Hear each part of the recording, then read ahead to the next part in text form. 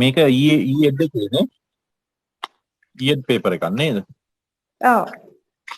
හරි. කමන්නේ අපිට අදාළ ප්‍රශ්න තියෙනවා නම් එච්චරනේ. මේකේ මොකද්ද ටීචර් අපි කතා කරන්නේ? අධ්‍යාපන පරීක්ෂණයකදී අවශ්‍යයෙන්ම චර්යා නීතියක් නිරීක්ෂණයට ලක් කෙරේ. මෙම කියමන පැහැදිලි කරන්න. අධ්‍යාපන පරීක්ෂණයේ අවශ්‍යම චර්යා නීතියක් නිරීක්ෂණයට ලක් වේ. මේ කියමන පැහැදිලි කරන්න.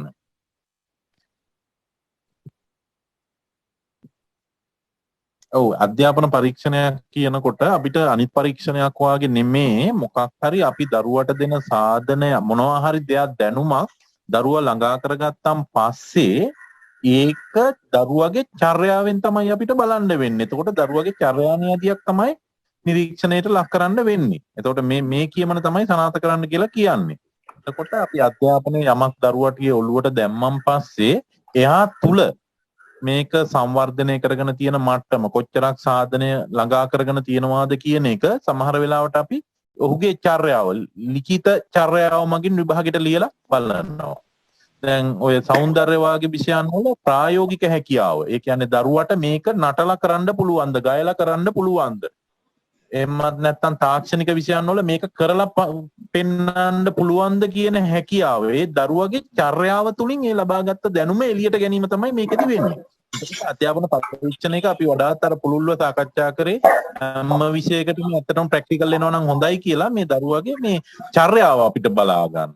දැන් ලිඛිතවම චර්යාව බලන්න බෑ අපිට. ලිඛිතව චර්යාව බලන්න බැරි හේතු තියෙනවා. එතකොට එතන මතකයෙන් සමහර විට කටපාඩමින් ලියන්න පුළුවන්. එතකොට එයා තුල ගොඩ නැගින දේවල් අපිට බලා ගන්න බැරුව යනවා. දැන් අතන යමක් කරපෙන්වීම එහෙම නැත්නම් මේ කාර්ය සාධනයකින් පෙන්වන දෙයක් කරොත් එහෙම අපිට ගොඩාක් ඒ දරුවා කොච්චරක් මේක මේ අරගෙන තියනවද කියන එක හොඳට බලා ගන්න පුළුවන්. ඉතින් ඒකින්ද අධ්‍යාපන පරීක්ෂණයක අවශ්‍යයෙන්ම දරුවගේ චර්යාව තමයි නිරීක්ෂණය කරන්නේ. ඒක චර්යා නියදියක් පරීක්ෂණයට ලක් කරන එක තමයි වැදගත් වෙන්නේ කියන එක මේ අපිට ගොඩක් පැහැදිලි වෙනවා මේ තුලින්. ලකුණු 4ක් හින්දා ඒ ප්‍රමාණවත් නේද? දරුවට ලබා දෙන දේ චර්යාව විදිහට කොහොමද? ලිඛිත චර්යාවද, ගායනා කිරීමේ චර්යාවද, නටා පෙන්වීමේ චර්යාවද, හදා පෙන්වීමේ චර්යාවද කියලා ක්‍රියාවෙන් ඒක පෙන්වීම තමයි වැදගත් වෙන්නේ අධ්‍යාපන පරීක්ෂණයකදී. ඒ ප්‍රමාණවත් නේද මේකට තිමිරස?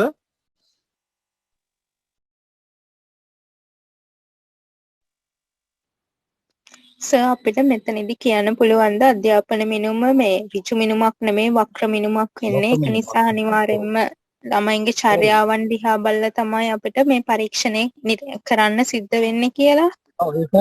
ඔව් very good. මේකත් හොඳම උදාහරණයක් ටීචර්. මේ හොඳ කරුණක්. අධ්‍යාපන මිනුම වක්‍ර වේ. අපි මිනුමේ ස්වභාවය ඉගෙන ගන්නකොට අපි ඉගෙන ගන්නවා මිනුම වක්‍ර වෙනවා. මේක සාන්තතික වෙන්නේ නැහැ. එක එක දේවල් අපි ඉගෙන ගන්නවා. එතකොට අධ්‍යාපන මිනුම හැමතිස්සෙම වක්‍රයි. වක්‍ර නම් කෙලින්ම මොකක් හරි දීලා අපිට උගන්වුවා මේකට මේක මොකද්ද කියලා අහලා මයින්ඩ බෑ. එහෙනම් දරුවගේ ක්‍රියාකාරීත්වය හරහා පූර්ව මේ කාර්ය සාධන මට්ටම් අපි චර්යාව හරහා මයින් එක තමයි ඊටාම හොඳ. එතකොට ඒකත් මේකට වැදගත්. මිනුම වක්‍ර නිසා අධ්‍යාපන මිනුම වක්‍ර හින්දා මේ විදිහට මයින් එකත් ඉතා යෝග්‍යයි කියන එක අපිට මෙතන ගන්න පුළුවන්. ඒකත් හොඳ කරුණක්. මේ ලකුණු 4ක ප්‍රශ්නයක් හින්දා මේක කෙටියෙන් තමයි මෙයාලා බලාපොරොත්තු වෙන්නේ. ඊළඟට 16ක් තියෙනවනේ වෙනම ලකුණු.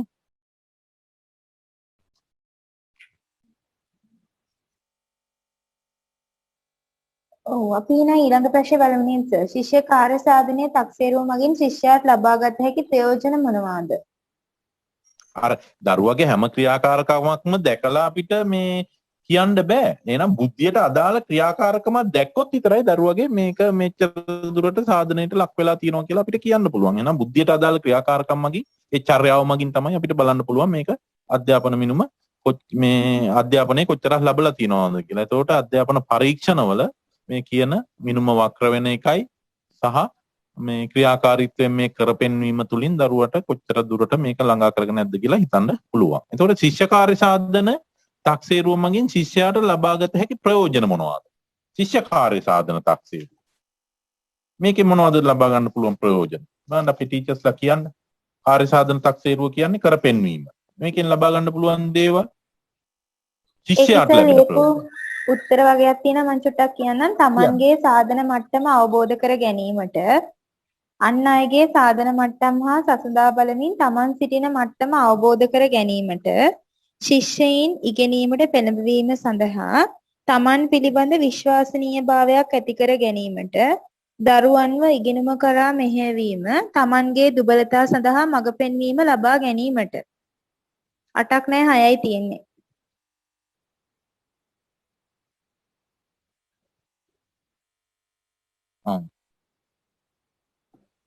මෙසේට කාර්ය චුට්ටක් කියනවද? හරි. Tamanගේ සාධන මට්ටම අවබෝධ කර ගැනීමට Tamanගේ සාධන මට්ටම අවබෝධ කර ගැනීමට අන් අයගේ සාධන මට්ටම් හා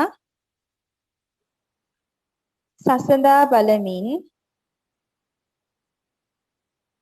Taman සිටින මට්ටම අවබෝධ කර ගැනීමට ශිෂ්‍යයින් ඉගෙනීමට පෙළඹවීම සඳහා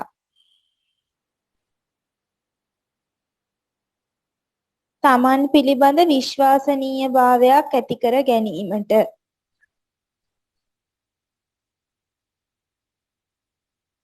දරුවන්ව ඉගෙනුම කරා මෙහෙයවීම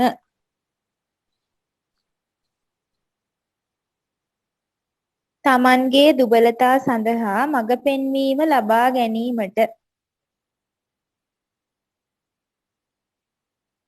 ඒ ටික තමයි තියෙන්නේ.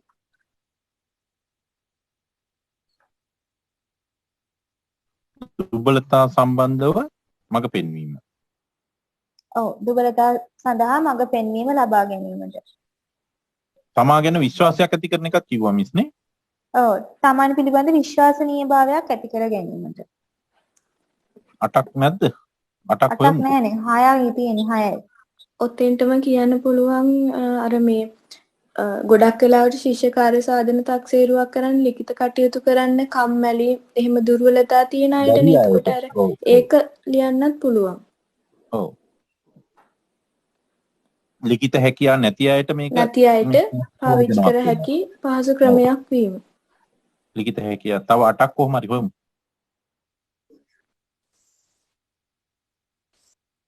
මිස් ආයි චූට්ටක් කියන්න පුළුවන්ද මුලින් ඉඳලා? හරි. Tamanගේ සාධන මට්ටම අවබෝධ කර ගැනීමට Tamanගේ සාධන මට්ටම අවබෝධ කර ගැනීමට අන් අයගේ සාධන මට්ටම් හා සසඳා බලමින් අන් අයගේ සාධන මට්ටම් හා සසඳා බලමින් Taman සිටින මට්ටම අවබෝධ කර ගැනීමට Taman සිටින මට්ටම අවබෝධ කර ගැනීමට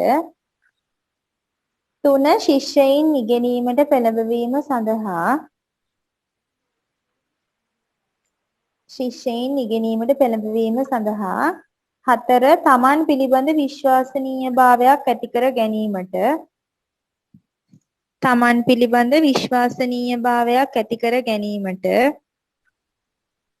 5 දරුවන්ව ඉගෙනුම කරා මෙහෙයවීම දරුවන්ව ඉගෙනුම කරා මෙහෙයවීම 6 Tamanගේ දුබලතා සඳහා මඟ පෙන්වීම ලබා ගැනීමට Tamanගේ දුබලතා සඳහා මඟ පෙන්වීම ලබා ගැනීමට අර තිල්නි මිස් කිව්ව එක ලිව්වා ලිඛිත හැකියාව නොමැති අයට භාවිතා කළ හැකියවීම 7 වෙනි එක ලිඛිත හැකියාව නොමැති අයට භාවිතා කළ හැකියවීම තව එකක් ඕනේ. තව මිස් කියන්න පුළුවන් අර මේ කණ්ඩායම් කටයුතු වගේ කණ්ඩායම් ක්‍රියාකාරකම් සිදු කිරීම වගේ වලින් ශිෂ්‍ය පෞරුෂ සංවර්ධනය හා මුදු කුසලතා සංවර්ධනයට අවස්ථා ලබා ගැනීම කියන්න පුළුවන්. ඔව් ඒකත් ගන්න පුළුවන් නේද?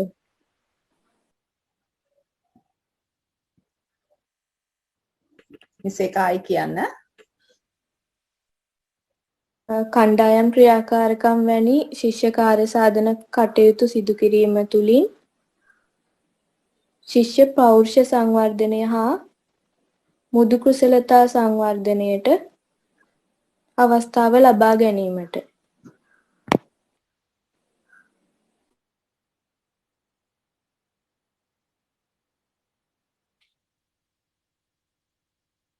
පොඩ්ඩක් ඒක කියන්න මිස්. කණ්ඩායම් ක්‍රියාකාරකම් වලට දරුවෝ යොමු කරපුවාම මේ කාර්ය සාධන ඇගීමේදී දරුවන් තුළ පෞරුෂ ලක්ෂණ, මෘදු කුසලතා, මොකද්ද අනුන් වෙනුවෙන් උණු වෙන බව, ඒකට මොකද්ද හොඳ වචනයක් කියනවා. ඒ අනුන්ව දැනෙන එක. ඒවා ඒ කුසලතා සහකම්පිත බව. සහකම්පිත බව. සහකම්පනය නේද? සහකම්පනය. ඒවා දියුණු වෙනවා.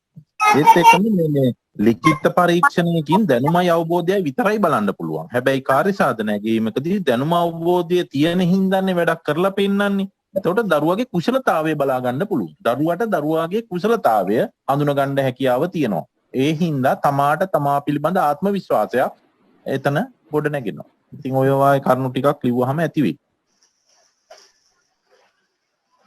ලිඛිත පරීක්ෂණ අතහැරලම කාර්ය සාධන ඇගීම් හැම විෂයකටම යොදා ගන්නත් බෑ.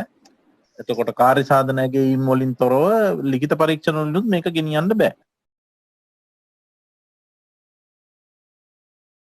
දරුවගේ නිමැවුම සහ කුසලතාවය කොච්චරක් තියෙනවද කියලා බලන්න අපිට කාර්ය සාධනේ ඉතා වැදගත්. දරුවට පරීක්ෂණයකින් දරුවා ළඟා කරගත්ත කුසලතාවය පෙන්වන්න බැරි වෙලාවක මේක හොඳ ක්‍රමයක්. සමහරවිට ලියන්න බැරි දරුවෝ ඉන්නවා. එයාලට කරලා පෙන්වන්න පුළුවන්. මෙහෙමම අහන්න පුළුවන් මේ අර සාම්ප්‍රදායික ඇගීම් ක්‍රමවල තිබුණු සීමා මොනවද කියන එක. එතකොට ජනක සර් ගන්න පුළුවන් දර මේ සැබෑ ජීවිතයේ ප්‍රශ්න විසඳන්න මේක උදව් වෙනවා කියලා? කාර්ය සාධන ඇගීම සැබෑ ජීවිතයේ ප්‍රශ්න විසඳන්න. කියන්නේ ශිෂ්‍යයන්ගේ ඒ කාර්ය සාධනය පදනම් කරගත්ත ඇගීම කියන්නේ දරුවා ඉගෙනගත්ත දෙයින් යමක් කිරීම තුළින් ප්‍රදර්ශනය කරන එකනේ කාර්ය සාධනය පදනම් කරගත්ත ඇගීම කියන්නේ. එතකොට ඒක ඉස්කෝල ජීවිතයෙන් පස්සේ මෙයා ඇගීමට ලක් කරනවා නම් බලන්න පුළුවන් කොච්චරක් දුරට පාසලෙන් ඉගෙන ගත්ත දේවල් මෙයා සමාජයට ඇප්ලයි කරනවද කියන එක. පුළුවන් ඉතින්. ඒක බෑ කියන්නම බෑ. ඉගෙන ගත්ත දෙයින් යමක් කරනවා ඒ තුලින් එයා ප්‍රදර්ශනය කරන දේවල්නේ අපි බලන්නේ අගයන්නේ. ඒක තමයි කාර්ය සාධන ඇගීම කියලා කියන්නේ. මොකද්ද ටීචර්? ස්වයං රැකියාවක් කරන්නත් හැකියාවක් හම්බ වෙනවනේ ළමයට. ඔව් ඉතින් තමා පිළිබඳ කුසලතාවයේ නිපුණතාවයේ තමා අඳුනගත්තන් පස්සේ දරුවා රස්තියාදු ගහන්නේ ඒ පැත්තට යොමු වෙනවා. තමන්ට යමක් කරන්න පුළුවන් කියලා. මල් පෝච්චි හදන්න පුළුවන් නම් ඒක එයා කරන්න පෙළඹෙනවා. මේ එතකොට මේ කාර්ය සාධනය පදනම් කරගත්ත ඇගීම් ඉස්කෝලවල ක්‍රියාත්මක වෙන ආකාර මොනවද කියලා අහන්න පුළුවන්. මතකද වර්ග ටිකක්? පාසල් පාදක ඇගීම් එහෙම අපි කතා කරා දිගටම. විකල්ප පරීක්ෂණ ක්‍රම යොදා ගන්න පුළුවන් කිව්වා. සුතත් ඇගීම් ක්‍රමය සැබෑ ජීවිතයේ ගැටලු පදනම් කරගත්ත ඇගීම් අන්න ඒක තමයි අර සොයාපු එකට සුතත් ඇගීම් තමයි හරියන්නේ. සැබෑ ජීවිතයේ ගැටලු පදනම් කරගෙන ඇගීමේ ක්‍රමවේදය. ඔව් ටීචර්. මේ අර ඉගෙනුම් විභාග කේන්ද්‍රීය ඉගෙනුම් ක්‍රමයේ කියන්නේ ඒ මානසිකත්වයෙන් දරුවා ටිකක් නිදහස් වෙනවා. ඔව් දරුවා අන්න රයිට් අර ඔව් විභාග කේන්ද්‍රීය මානසිකත්වයෙන් මිදිලා යමක් කරලා කුසලතාවය හා නිමැවුම පැත්තට දරුවා බාර වෙනවා.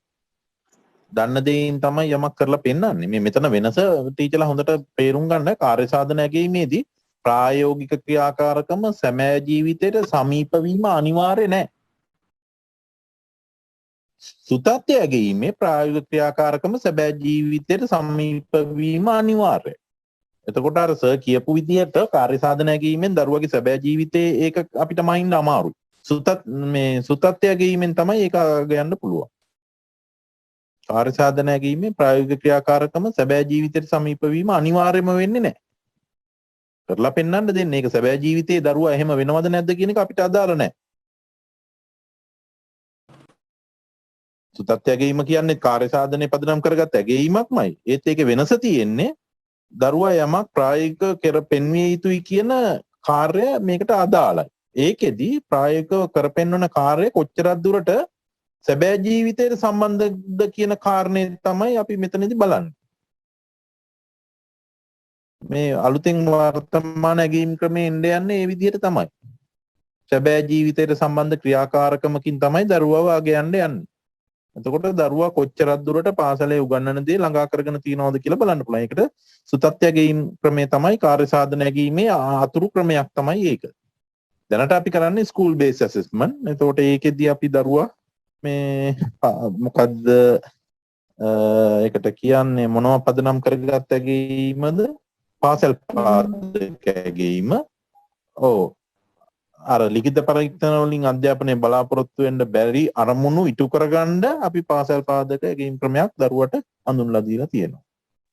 ජනක සර් ඔව් මිස්. දැන් කියනවා සර් එංගලන්තයේ වගේ රටවල අර අවසන් ඒ කියන්නේ අව්‍යාජ තක්සේරු කරන්නේ කියන එක දැනටත් ඇවිල්ලාලු තියෙන්නේ.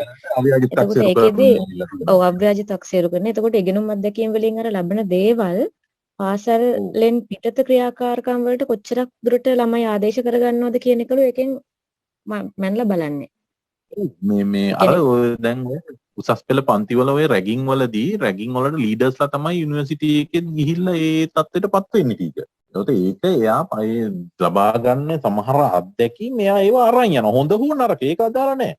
සමහර දරුවෝ අර මේ අපිට ලෙක්චරර් කෙනෙක් මේ උගන්වනකොට කිව්වා මේ ආබාධිත දරුවෙක් ඉන්නවා. හැම දරුවම මේ ඒ දරුවා කෑම ඉන්ටර්වල් එකේදී කෑම එක ලෙහා ගන්නවා. අනිත් දරුවා අත සෝදගෙන එතෙන්ට එනකොට එයාට බත් කට ගානේ කවාගෙන එනවා කියලා.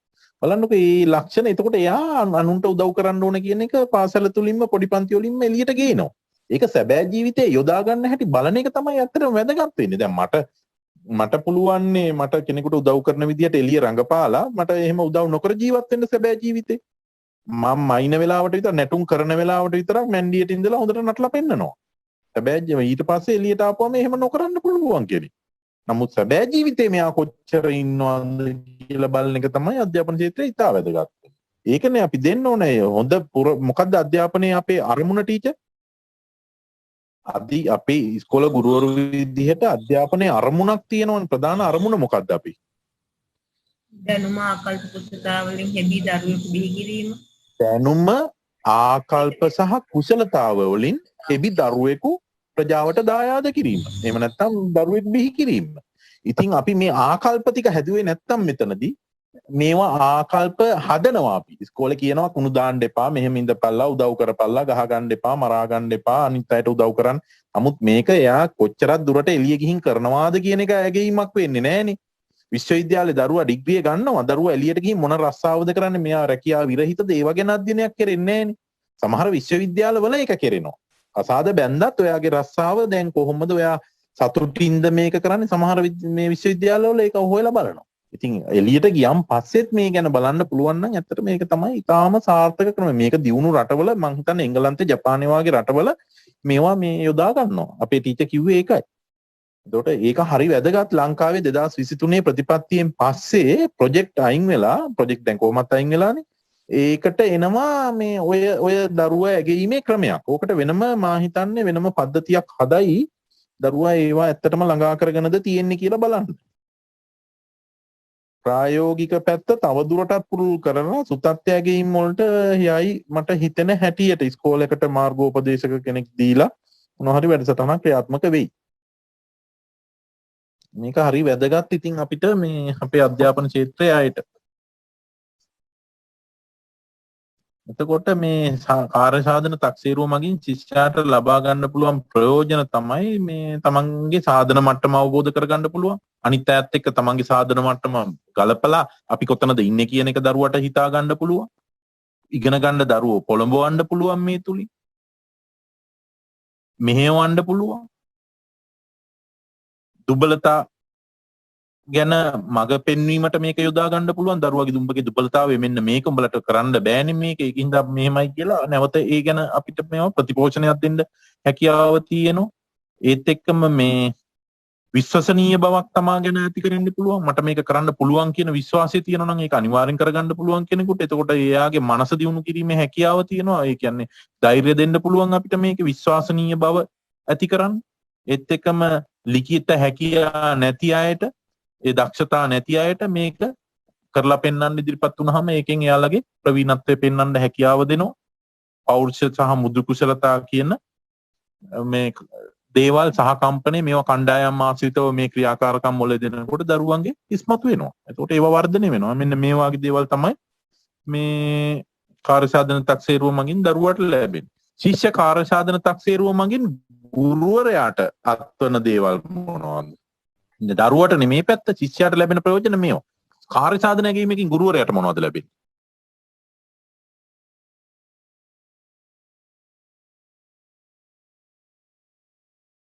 ගුරුවරයාට අත්පත් වෙන වාසි මොනවද?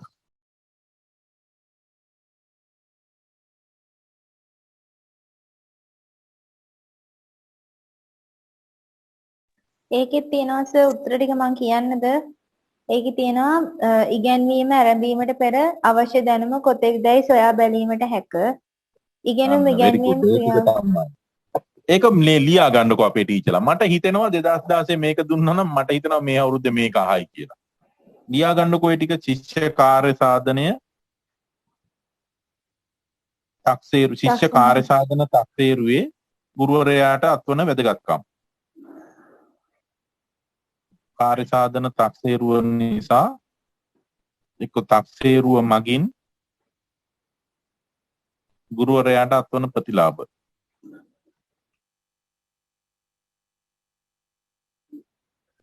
එකින් එක ලියා ගන්න පුළුවන් විදිහට ටීචර් කියන්නකෝ. හරි. ඉගැන්වීම ආරම්භීමට පෙර ඉගැන්වීම ආරම්භීමට පෙර අවශ්‍ය දැනුම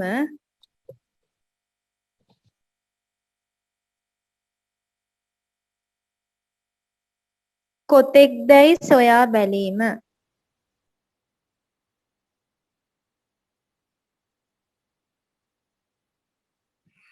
ඒ සිසුන්ගේ තමයි සොයා බලන්නේ. 2 ඉගෙනුම් ඉගැන්වීම් ක්‍රියාවලිය අතරතුර ඉගෙනුම් ඉගැන්වීම් ක්‍රියාවලිය අතරතුර සිසුන්ගේ දැනුම සහ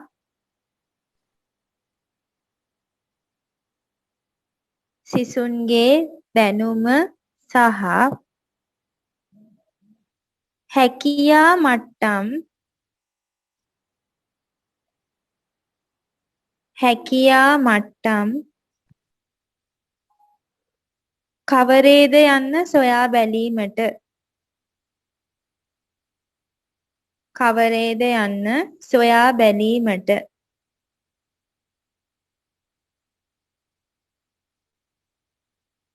3 අපේක්ෂිත සාධනය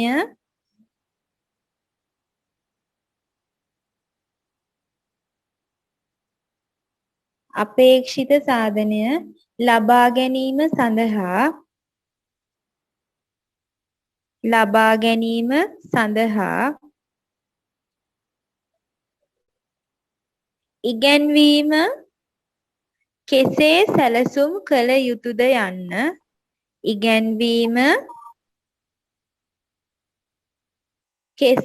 සැලසුම් කළ යුතුද යන්න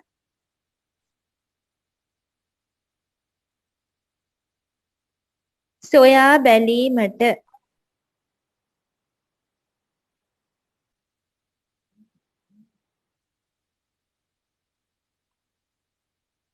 4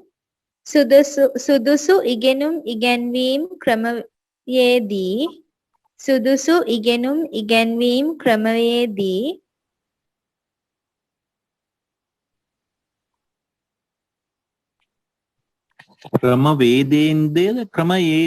ක්‍රමයේදී ඒ කියන්නේ සුදුසු ඉගෙනුම් ඉගැන්වීම් ක්‍රමයේදී එම ක්‍රමවේද මොනවාදයි සොයා බැලීමට.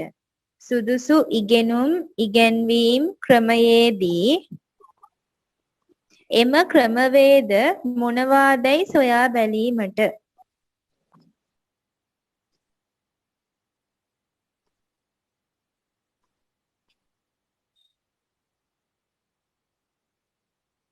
පහ සිසුන් තුළ පවත්නා ප්‍රබලතා හා දුබලතා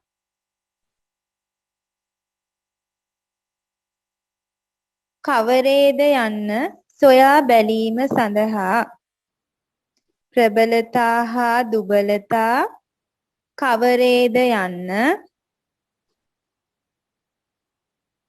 සොයා බැලීම සඳහා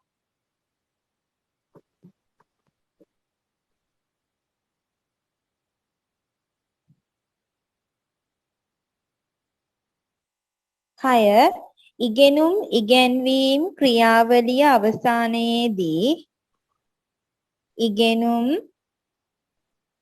ඉගැන්වීම් ක්‍රියාවලිය අවසානයේදී අපේක්ෂිත ඉගෙනුම් ඵල අපේක්ෂිත ඉගෙනුම් ඵල කොතෙක් දුරට සාධනය කර තිබේද යන්න කොතෙක් දුරට සාධනය කර තිබේද යන්න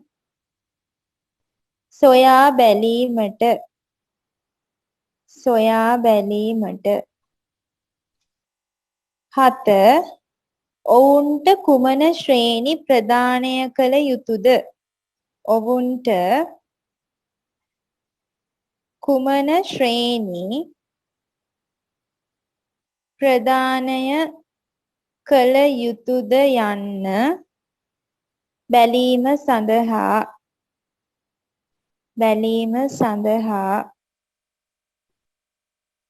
අට සිසුන්ගේ දෙමාපියන්ට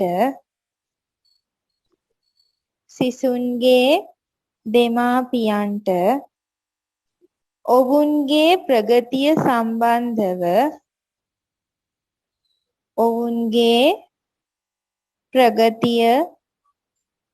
සම්බන්ධව කිව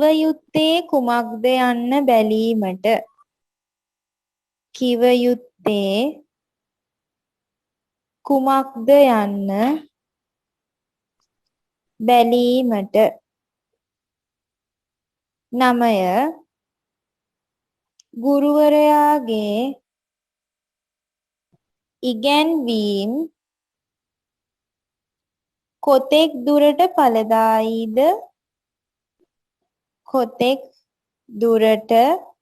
ඵලදායීද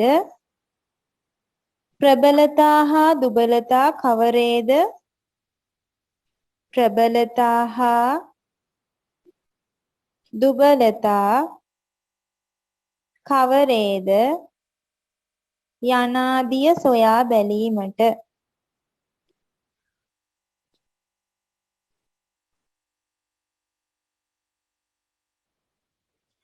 ඒ ටික තමයි තියෙන්නේ 9ක් තියෙනවා කරුණු. ඔව් එතන මේ අපි මාතෘකාව චුට්ටක් වෙනස්කම් කරගමු. ශිෂ්‍ය කාර්ය සාධන තක්සේරුව මගින් ගුරුවරයාට කාර්ය සාධන තක්සේරුව ගුරුවරයාට වැදගත් වන ආකාරය කියලා දාගන්න. අන්න එහෙම තමයි තියෙන්නේ. වැදගත් වන්නේ ඇයි කියලා.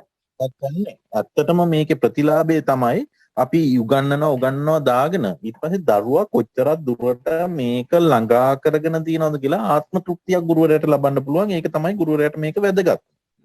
දරුවා කොච්චරක් මේක අරන් තියනවද කියලා දරුවා ඒක කරලා පෙන්නනකොට අපි දන්නවා රයිට් මේක හරි. මේ දරුවා මේක අරගෙන තියෙනවා. ඒ ගැන ගුරුවරයා තෘප්තිමත් භාවය සහ ඉදිරි පාඩම් සඳහා ඌව උනන්දු කරගන්නවා. එතකොට ගුරුවරයා තුල මේ උනන්දුවක් ඇති වෙනවා. රයිට් මම උගන්වපු දේ මෙයාලා හරියට අරගෙන තියෙනවා. මීට වැඩිය මම මේ දරුවන්ට තව ටිකක් එහෙම නැත්නම් ඒක අරගෙන මදි. එහෙනම් මීට වැඩිය මම තව ටිකක් අලුත් විදියකට නව ආකාරයකට නැවුම් ක්‍රමයකට මේක දරුවට ළඟා කරලා දෙන්න ඕන කියලා. අර කපිල සර්ගේ පාඩමේ කියලා දෙන්නේ ඒකනේ. කොට එතන අධ්‍යාපන මූලධර්ම විෂය යටතේ කියලා දෙන්නේ නැවුම් ආකාරයට නැවුම් ක්‍රම භාවිතා කරලා දරුවට දැනුම ගොඩනගන ක්‍රම. ඒක කොහොමද කරන්නේ? ඒකේ න්‍යායන් තුනක් මාර්ගයෙන් තමයි මේ සබ්ජෙක්ට් එක ගිහින් තියෙන්නේ. එතකොට මේ හැමදේම මෙතෙන්ට අදාළ කරගන්න පුළුවන්. රයිට්. ඕකත් නිකන් හිතෙනවා ඕකේ. ඔව් ටීචර් කෙනෙක් අහනවා මොකද්ද සුත්තත්තේ තක්සේරුව විකල්ප තක්සේරුව කියන නම් වලින් මේ ඔක්කොම නම් වලින් කියන්නේ කාර්ය සාධන තක්සේරුව නේද කියලා. නෑ. කාර්ය සාධන තක්සේරුවේ ආකාර කීපයක් තමයි ඔය කියන්නේ. කාර්ය සාධන තක්සේරු තමයි මේවා. එතකොට මෙතනදී මේ කාර්ය සාධනය පදනම් කරගත් තක්සේරුව මේ තියෙනවා ක්‍රම තුනක්. කාර්ය සාධනය පදනම් කරගත් තක්සේරුව විකල්ප ඇගීම සහ සුතත්ත්‍ය ඇගීම කියලා මේ ආකාර තුනකට මේ කාර්ය සාධනය තක්සේරුව බෙදන්න පුළුවන්.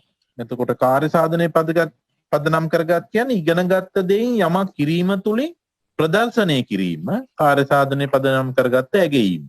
එතකොට ඒ යටතට එනවා පාසල් පාදක ඇගීම් මනම් ටික ඒතෙන්ට තමයි යන්නේ.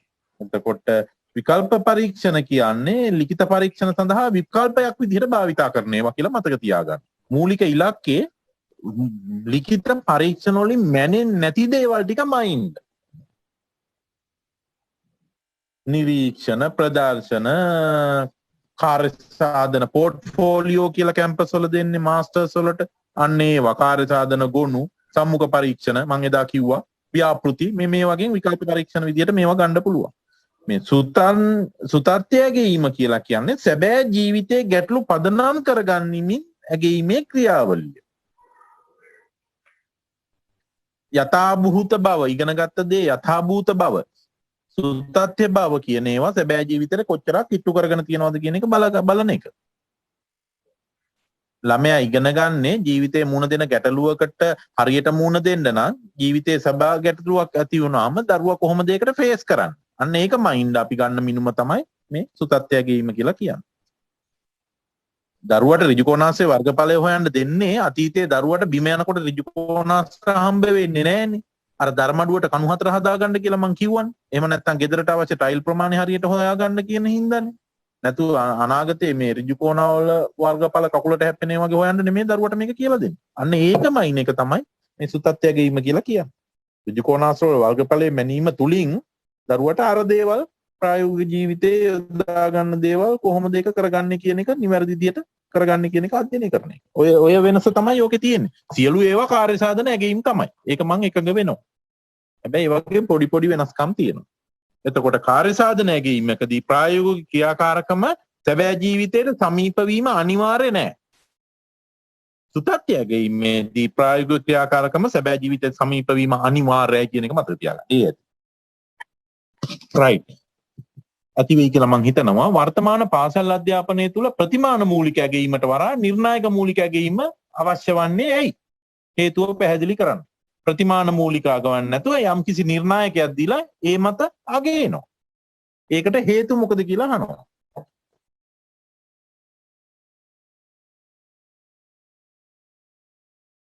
මේක අපි හොඳට කතා කරා.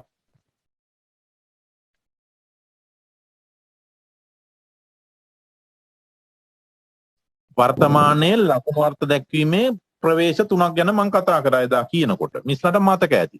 ප්‍රතිමාන මූලික ප්‍රවේශය කියලා කිව්වා. එතකොට දරුවෙක් ගත්ත ලකුණ එයා අයිති කණ්ඩායමේ අනිත් අයගේ ලකුණු එක්ක සංසන්දනය කිරීම තමයි මේ ප්‍රතිමා මූලික ප්‍රවේශයෙන් කරන්නේ. එතකොට එතන කිව්වා පූර්ව කාර්ය සාධනයේ සමග සැසඳීමේ ප්‍රවේශයක් ගැන කතා කරා. ඒ කියන්නේ ඒ දරුවමයි ඒ දරුවා කලින් වාරේ ගත්ත ලකුණුත් එක්ක මේ වාරේ ගත්ත ලකුණු සංසන්දනය කරලා අන්න පූර්ව කාර්ය සාධන සැසඳීමක් කරනවා. අනිත් එක තමයි නිර්ණායක මූලික ප්‍රවේශයක් ගැන කතා කරා. සිසුවෙකුගේ ලකුණ කලින් තීරණය කරගත් යම් ලකුණු මට්ටමක එහෙම නැත්නම් නිර්ණායකයක් එක්ක සංසන්දනය කිරීම නිර්ණායක මූලික ප්‍රවේශයයි කියලා කිව්වා. අර මම උදාහරණයක් කිව්වා මේක කියලා දෙනකොට ටීචර්ලාට මතක නැහැ රියදුරු බලපත්‍රයක් ගන්න යනකොට බර වාහන වලට ප්‍රශ්න මෙච්චරක් හරියන්න ඕන කියලා කලින් දන්නවා. එතකොට ඒ කලින් නිර්ණායකයේ දීලා තියෙනවා. විභාගේ ලියන්න කලින් කරුණ මේක දීලා තියෙනවා. මෙන්න මෙහෙමයි. මෙන්න මේ ප්‍රමාණය ගන්න ඕන කියලා. එතකොට අන්න ඒක තමයි යම්කිසි නිර්ණායකයක් පදනම් කරගෙන ඒක සමග සංසන්දනය කරන එක. එතකොට මේ වර්තමානයේ පාසල් අධ්‍යාපනය තුළ දරුවන් අතර නෙමේ මේක සංසන්දනය කියන්නේ. දරුවෙකුගේ ලකුණු ඔහු ඉන්න කණ්ඩායමේ අනිත් අයගේ ලකුණුත් එක්ක කතා කිරීම නෙමේ වැදගත් වෙන්නේ. අවශ්‍ය වෙන්නේ නිර්ණායක මූලික ඇගීමක්. ඒ කියන්නේ ඉලක්කයක් තියෙනවා. අපේ අධ්‍යාපනයේ අවසාන ඉලක්කය තමයි හොඳ පුරවැසියෙක් විදිහට රටට බිහි කිරීම. නමුත් ඒක තුළ සැඟවුණු ඉලක්කය තමයි විශ්වවිද්‍යාලය හරහා උසස් අධ්‍යාපනය උට ලබා ගැනීම. එහෙනම් විශ්වවිද්‍යාලයේ යන්න නම් නිර්ණායකයක් තියෙනවා. A මෙච්චරක් ගන්න ඕන, B මෙච්චරක් ගන්න ඕන. දැන් තියෙනවා යම් කිසි ලකුණු රේට් එක. ගිය අවුරුද්දේ මෙච්චරක ලකුණක් ගත්තා නම් මේ අවුරුද්දේ මම කොතනද ඉන්න ඕන කියන එක. එහෙනම් තරඟකාරී අධ්‍යාපනයේ තුල ඒක අවශ්‍ය වෙන්නේ යම්කිසි නිර්ණායකයක් කරහා ඒ නිර්ණායකයට ලකුණු ප්‍රමාණය තමාගේ ළඟා කර ගැනීම කොච්චරක් දුරට සිදු කරන්න ඕනද කියන එක තමයි අපිට බලන්න වෙලා තියෙන්නේ. ඒකට ශිෂ්‍යත්වයේ ලකුණු ප්‍රමාණය දන්නවා ගිය සැරේ පාස් මාක් එක. මේ සැරේත් ඊට ආසන්නෙන් යනවා. ඒ හින්දා අපි දන්නවා කලින් තියෙන නිර්ණායකයට අනුව තමන් කොච්චර ඉහළට එන්න ඕනද කියන එක තමයි ඒ දරුවට කරන්න තියෙන්නේ.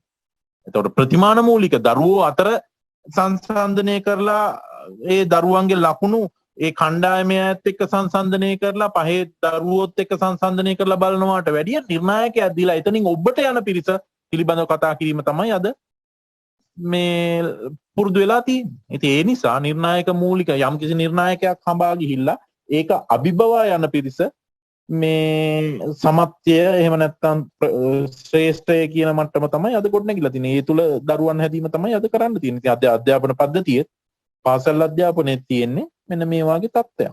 මේක තමයි එක්ස්ප්ලেইন කරන්න ඕන. ප්‍රතිමාන මූලික කියන්නේ සිසුවාගේ ලකුණ එයාගේ කණ්ඩායමේ අනිත් අයත් එක්ක සංසන්දනය කරලා බලන එක. නිර්ණායක මූලික කියන්නේ එහෙනම් සිසුවාගේ ලකුණ කලින් තීරණය කරගත් මොකක් හරි ලකුණක එහෙම නැත්නම් නිර්ණායකයක් එක්ක සැසඳීම. ඉතින් මේ දෙක අතර වෙනස ඔළුවේ තියාගෙන මේකට උත්තරේ ගොනු කිරීම තමයි අවශ්‍ය වෙන්නේ. මොකක් හරි නිර්ණායකයක් දීලා ටාගට් එකක් දීලා ටාගට් එක ඇචීව් කරන්න තමයි. දැන් ලංකා ටීම් එක ඉස්සර හරි දක්ෂයි. ක්‍රිකට් ටීම් එක ලකුණු පිටිපස හඹා යාම. ඔය කළු විතාරණ එතකොට ගුරුසිංහ ඔය වගේ කට්ටිය අපේ කවුද රණතුංග මේ ඒ වගේ අයගේ නායකත්වයේ යටතේ අර්ජුන රණතුංග ඔය කට්ටිය ලකුණු හඹාගෙන යනවා. අපිට ගහන්න වැටුණාට අපි දෙනවා පරිත්‍යාග කරනවා. දීලා ලංකාවේ අයට පුළුවන් පිටිපස්සෙන් එලෝගෙන යන්න. ඒකේ මාර හැකියාවක් තිබුණා.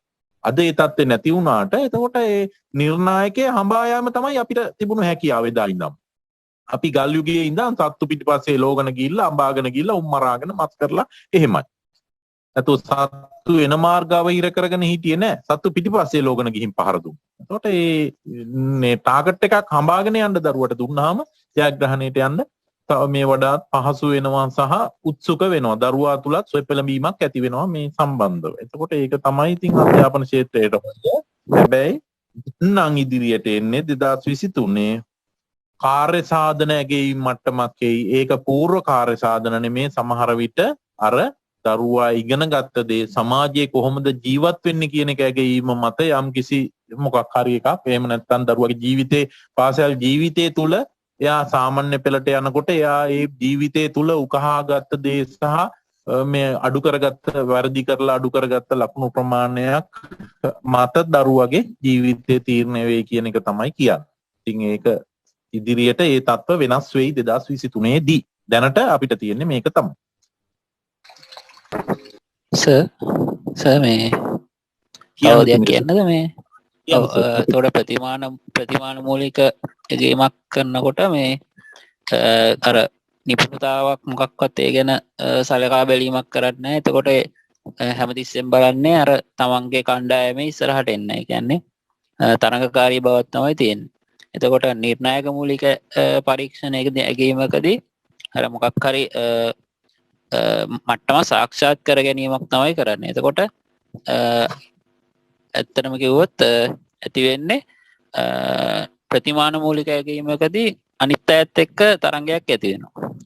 එතකොට නිර්ණායක මූලික ඇගීමකදී ඇති වෙන්නේ තමන් එක්කමයි තරංගය තියෙන්නේ. ඒ කියන්නේ තමන් එක්කමයි තරංගය තියෙන්නේ අර නිර්ණායකය සාක්ෂාත් කරගන්න. එතකොට අන්න එහෙම සංසන්දනයකුත් කරන්න පුළුවන් නේද සර්? අනිවාර්යයෙන්ම පුළුවන් සර්. දැන් ශිෂ්‍යත්වයේ ලකුණ දීලා තියෙනවා නම් මම මෙතෙන්ට තව කොච්චරක් අඩුද? මම කොච්චරක් පාඩම් කරන්නවද? මම තව ලකුණු කීයක් ගන්න ඕනද පාස් වෙන්න? තමා තුල තරංගයේ තමයි නිර්ණායකයේ මූලික එකේ තියෙන්නේ. ප්‍රතිමාන මූලික එකේ අනිත් අයත් අතර ගෲප් එකේ අනිත් අයත් එක්ක තමයි තරංගේ තියෙන්නේ. හරියටම හරිය කතාව. එතකොට මේ ඒකත් හරි වැදගත්. තව අදහස් තියෙනවද කාගේ හරි? ජනකස ඒ නිසා දැන් තරඟකාරී බව නැති නිසා මේ අර පීඩනයත් අඩුයි ආතතිය ළමයිට දැනෙන අඩුයි නේද සර්? ඔව් අනිත් ගෲප් එකේ අනිත් අයත් එක්ක තරංගේ නැති හින්දා තමා තුලමනේ දක්ෂතාවය ගොනු කරගන්නේ. එතකොට අර දරුවන් තුල තියෙන අර ආතති ගතිය අඩු වෙනවා. ද වැඩි වෙනවද මන්ද තමා තුළ තරංගයක් ඇති වෙනකොට කණ්ඩායමේ අනිත් අය නැතුව ඒක මට දෙපැත්තටම කතා කරන්න පුළුවන්. ප්‍රතිමානකයේදී පීඩනය වැඩිනේ කියන්නේ මං අතනට යන්න ඕනේ බාහිර පාර්ශවයෙන් බාහිර පාර්ශවයෙන් එන පීඩනය වැඩි. හැබැයි නිර්ණායක මූලිකයේ තමා තුළ තමා ගොනුගුරු කරගන්න පීඩනයත් වැඩි වෙනවා. තමා අනිත් අයට දිස්ත්‍රික්කයේ අනික් අයට වැඩිය මම කොච්චරක් යන්න ඕනද? පාසලේ අනිත් එක්කෙනාට වැඩිය මම ලකුණු කොච්චරක් ගන්න ඕනද මෙතෙන්ට එන්න නම්? අරයාගේ ලකුණු වලට හැටියට මම යන්න ඕන පළවෙනි මේවා එකේ හැටියට. එතකොට එහෙම තමා තුළ එකක් එනවා. අරකෙදී කන්නේ ප්‍රතිමාන මූලිකයේ අනිත් දරුවෝ අභිබවාමායා යුතුයි. අරයට සාපේක්ෂතාවාදී මෙතන තියෙන්නේ. ප්‍රතිමාන කියන්නේ අරයට සාපේක්ෂව මම කොතනද? මට සාපේක්ෂව එයා කොතනද? මට සාපේක්ෂව කොළඹ කොහොමද? කුරුණෑගලට සාපේක්ෂව පුත්තලම කොහොමද? ඔහොමනේ හිතන්නේ සාපේක්ෂතාවාදී. නිර්ණායක මූලික කියන්නේ එහෙම නෙමෙයි. මම කොච්චරක් තව ගෙනියන්න ඕනද ඉස්සරහට? මාව කොච්චරක් තව ඉදිරියට ලකුණු මට්ටමකට අරගෙන යන්න ඕනද කියන එක තමයි එන්නේ. එතකොට එතනදී දරුවාට තියෙන වගකීම වැඩි. තමා තුළම මේක ගොඩනගා ගන්න හින්දා. ඉතින් ඒ වාගේ ඒ නිර්ණායකයා අභිබවා යන්න නම් තමන් කොච්චර මහන්සි වෙන්න ඕනද? ඒකේ ගොඩාක් දේවල් තියෙන දරුවට. ප්‍රතිමාන මූලිකයේ අර බාහිර පාර්ශව වලටත් යම්කිසි මේව එකක් තියෙනවා දරුවට බලපෑමක් කරන්න. ඉතින් එහෙම දෙයක් පේනවා. සර් තව මේ දැන් වර්තමාන පාසල් අධ්‍යාපනයේ සංසන්දනය කරන්න කියලා තියෙනවා සර්. ඔව් මේ වර්තමාන පාසල් අධ්‍යාපනයේ එතකොට දැන් මෙතන ගොඩක් අවධානය යොමු කරන්න ඕනේ නිර්ණායක මූලික ඇගීම අවශ්‍යයි කියන එකනේ. එතකොට සර් මේ දැනට වර්තමානයේ විභාග කේන්ද්‍රීය ඇගයුම් ක්‍රමයක් පවතින. ඉන් මිදීමට නිර්ණායක මූලික ඇගීම් භාවිතා කරන්න පුළුවන්. එතකොට ගුරු කේන්ද්‍රීය ක්‍රමයක් පවතින. ඒකින් බැහැර වෙලා ශිෂ්‍ය කේන්ද්‍රීය වුණොත් අපිට නිර්ණායක මූලික ඇගීම් භාවිත කරන්න පුළුවන්. දඩ තරංගකාරී අධ්‍යාපන ක්‍රමයෙන් බැහැරවීමට අර බොහෝ වෙලාවට ළමයි යථා තත්ත්වය තේරුම් ගන්න නැහැනේ කටයුතු කරනකොට. දැන් ප්‍රතිමාන මූලික වුණොත් හැමතිස්සෙම පන්තියේ පළවෙනියා වෙන්න බලන්න. එතකොට විභාගයක් අසමත් වුණොත් ඒක දරා ගන්න ළමයින්ට බෑ. එතකොට නිර්ණායක මූලිකවලදී ඒකෙන් වැළකෙනවා. අර ඒකත් එක්ක අර තරංකාරී බව අඩු වීම නිසා පීඩනය අඩු වීම කියලා මේ මම කරුණු ටිකක් ඔය ගොනු කරගත්ත ටික. ඔව්. විශ්වවිද්‍යාල ප්‍රවේශය නොලැබුවත් දරුවා විභාගේ පාස්. නිර්ණායක මූලික ඇගීම. මේ මකුළු මට්ටමක් ගත්තොත් විභාගේ පාස්. හැබැයි ප්‍රතිමාන මූලිකය කියන්නේ මේ අර දරුවන් අතර තරංගය ඇවිල්ලා පන්ති අර ටීචර් කිව්වා වගේ පළවෙනියා වෙන්නේ කොහොමද? එතකොට ඒ අතර තමයි තරංගේ තියෙන්නේ. එහෙනම් අර ගුරුවරුන්ට ගුරු කේන්ද්‍රීය අධ්‍යාපනයේ මිදිලා ශිෂ්‍යයාට දැනුම හොයාගෙන යන්න පුළුල් පරාසයකට මේක ව්‍යාප්ත කරලා දෙනවා මේ නිර්ණායක මූලික ඇගීම තුල. පොත්පත් කියවන්න, ඉන්ටර්නෙට් භාවිතා කරන්න, ඔන්ලයින් තාක්ෂණය ඔස්සේ එක ප්‍රදේශවල ගුරුවරුන්ට සම්බන්ධ වෙන්න මෙන්න මේ නිර්ණායක මූලික ඇගීම තුල දරුවා පොළඹවනවා. ඒක හරියටම හරි ඒ උත්තර ටික. ඒක ඕන්නම් ටීචර් මේ ඒ ටික අපිට ඒ කට්ටියට ලියා ගන්න දෙන්න. ඒ කෙටියෙන් ලියා ගන්න දෙන්න ඒක විග්‍රහ කරන්න පුළුවන්. අපි අර දෙකේ වෙනසනේ කතා කරේ. මේකේ අහන්නේ මේ අවශ්‍යතාවය. ඇයි නිර්ණායක මූලිකවම ඔබ තර්ක කරන්නේ? ඇයි නිර්ණායක මූලික හොඳයි කියන එකටනේ. මෙන්න මේ තර්කෙහිඳ තමයි මම නිර්ණායක මූලික හොඳයි කියන්න ටීචර්ගේ කරුණු තුන හිතා වැදගත්. ඒ තුන දෙන්න අපේ අයට. වර්තමානයේ විභාග කේන්ද්‍රීය ඇගයුම් ක්‍රමයක් අරමුණු කරගෙන පවතින නිසා ඉන් මිදීමට නිර්ණායක මූලික ඇගීම අවශ්‍ය වේ. දෙවෙනි කරුණ ගුරු කේන්ද්‍රීය ක්‍රමයෙන් බැහැරව ශිෂ්‍ය කේන්ද්‍රීය ඉගෙනුම් අවස්ථා ඇති කිරීමට චුට්ටක් ආයෙත් කියනවනේ. වර්තමානයේ විභාග කේන්ද්‍රීය ඇගයීම් ක්‍රමයක් අරමුණු කරගෙන පවතින නිසා ඉන් මිදීමට නිර්ණායක මූලික ඇගීම අවශ්‍ය වේ.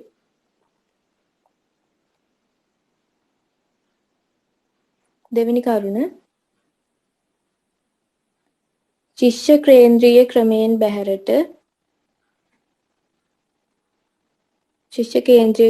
බැහැරව ගුරු කේන්ද්‍රීය ක්‍රමයෙන් බැහැරව ශිෂ්‍ය කේන්ද්‍රීය ඉගෙනුම් අවස්ථා ඇති කිරීමට.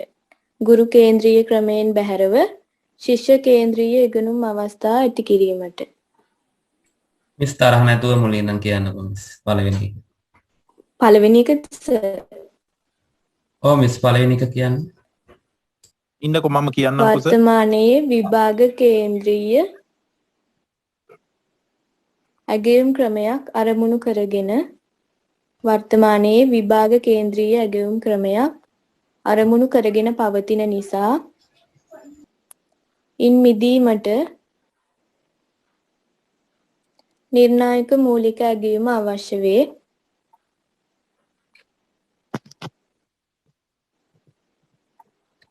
දෙවැනි එක ගුරු කේන්ද්‍රීය ක්‍රමයෙන් බැහැරව ගුරු කේන්ද්‍රීය ක්‍රමයෙන් බැහැරව ශිෂ්‍ය කේන්ද්‍රීය ඉගෙනුම් අවස්ථා ඇති කිරීමට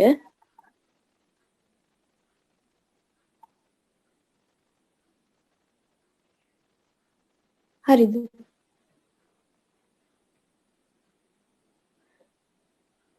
තුන්වෙනි එක දරුවාට දරුවා පිළිබඳ අවබෝධය ලබා ගැනීමට දරුවාට දරුවා පිළිබඳ අවබෝධය ලබා ගැනීමට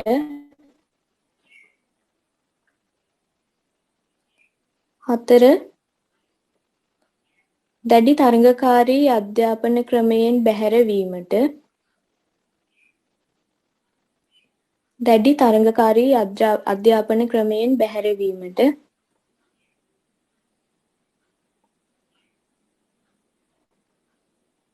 පහ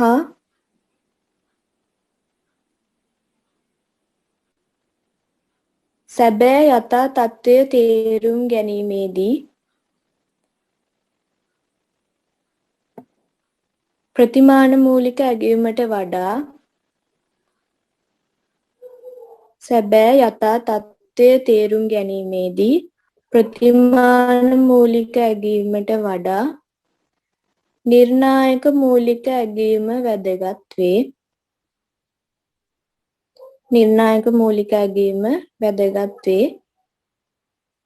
බොහෝ විට දරුවා විභාග අසමත් වූ විට එය දරා ගැනීමට නොහැකි ලෙස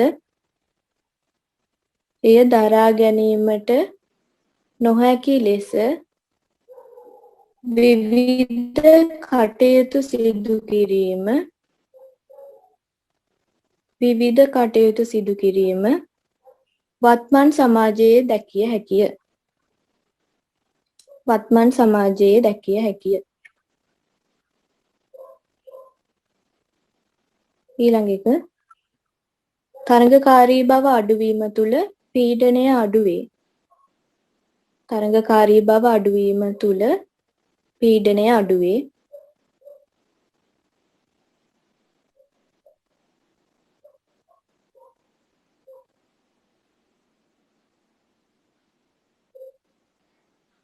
ඊළඟ එක ප්‍රතිමාන මූලික ඇගයුම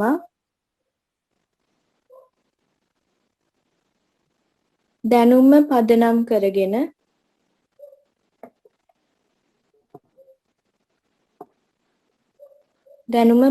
කරගෙන විභාග කේන්ද්‍රීයව සිදු කරන අතර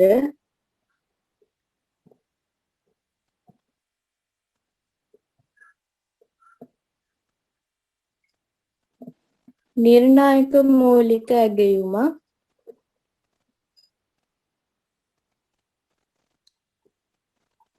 තමා ඉගෙන ගත්තේ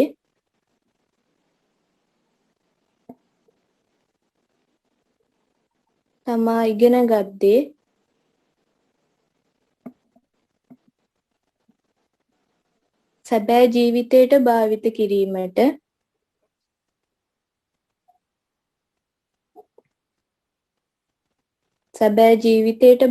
කිරීමට අවස්ථා ලබා ගනී.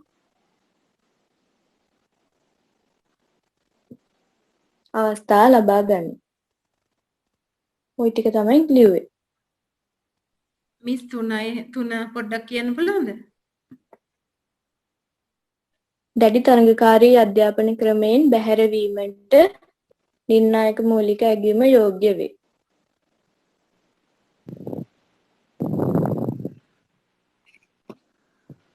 සර් මම තාත් පුංචි කාරණා දෙකක් නිකන් ඔලුවටව කියන්නද?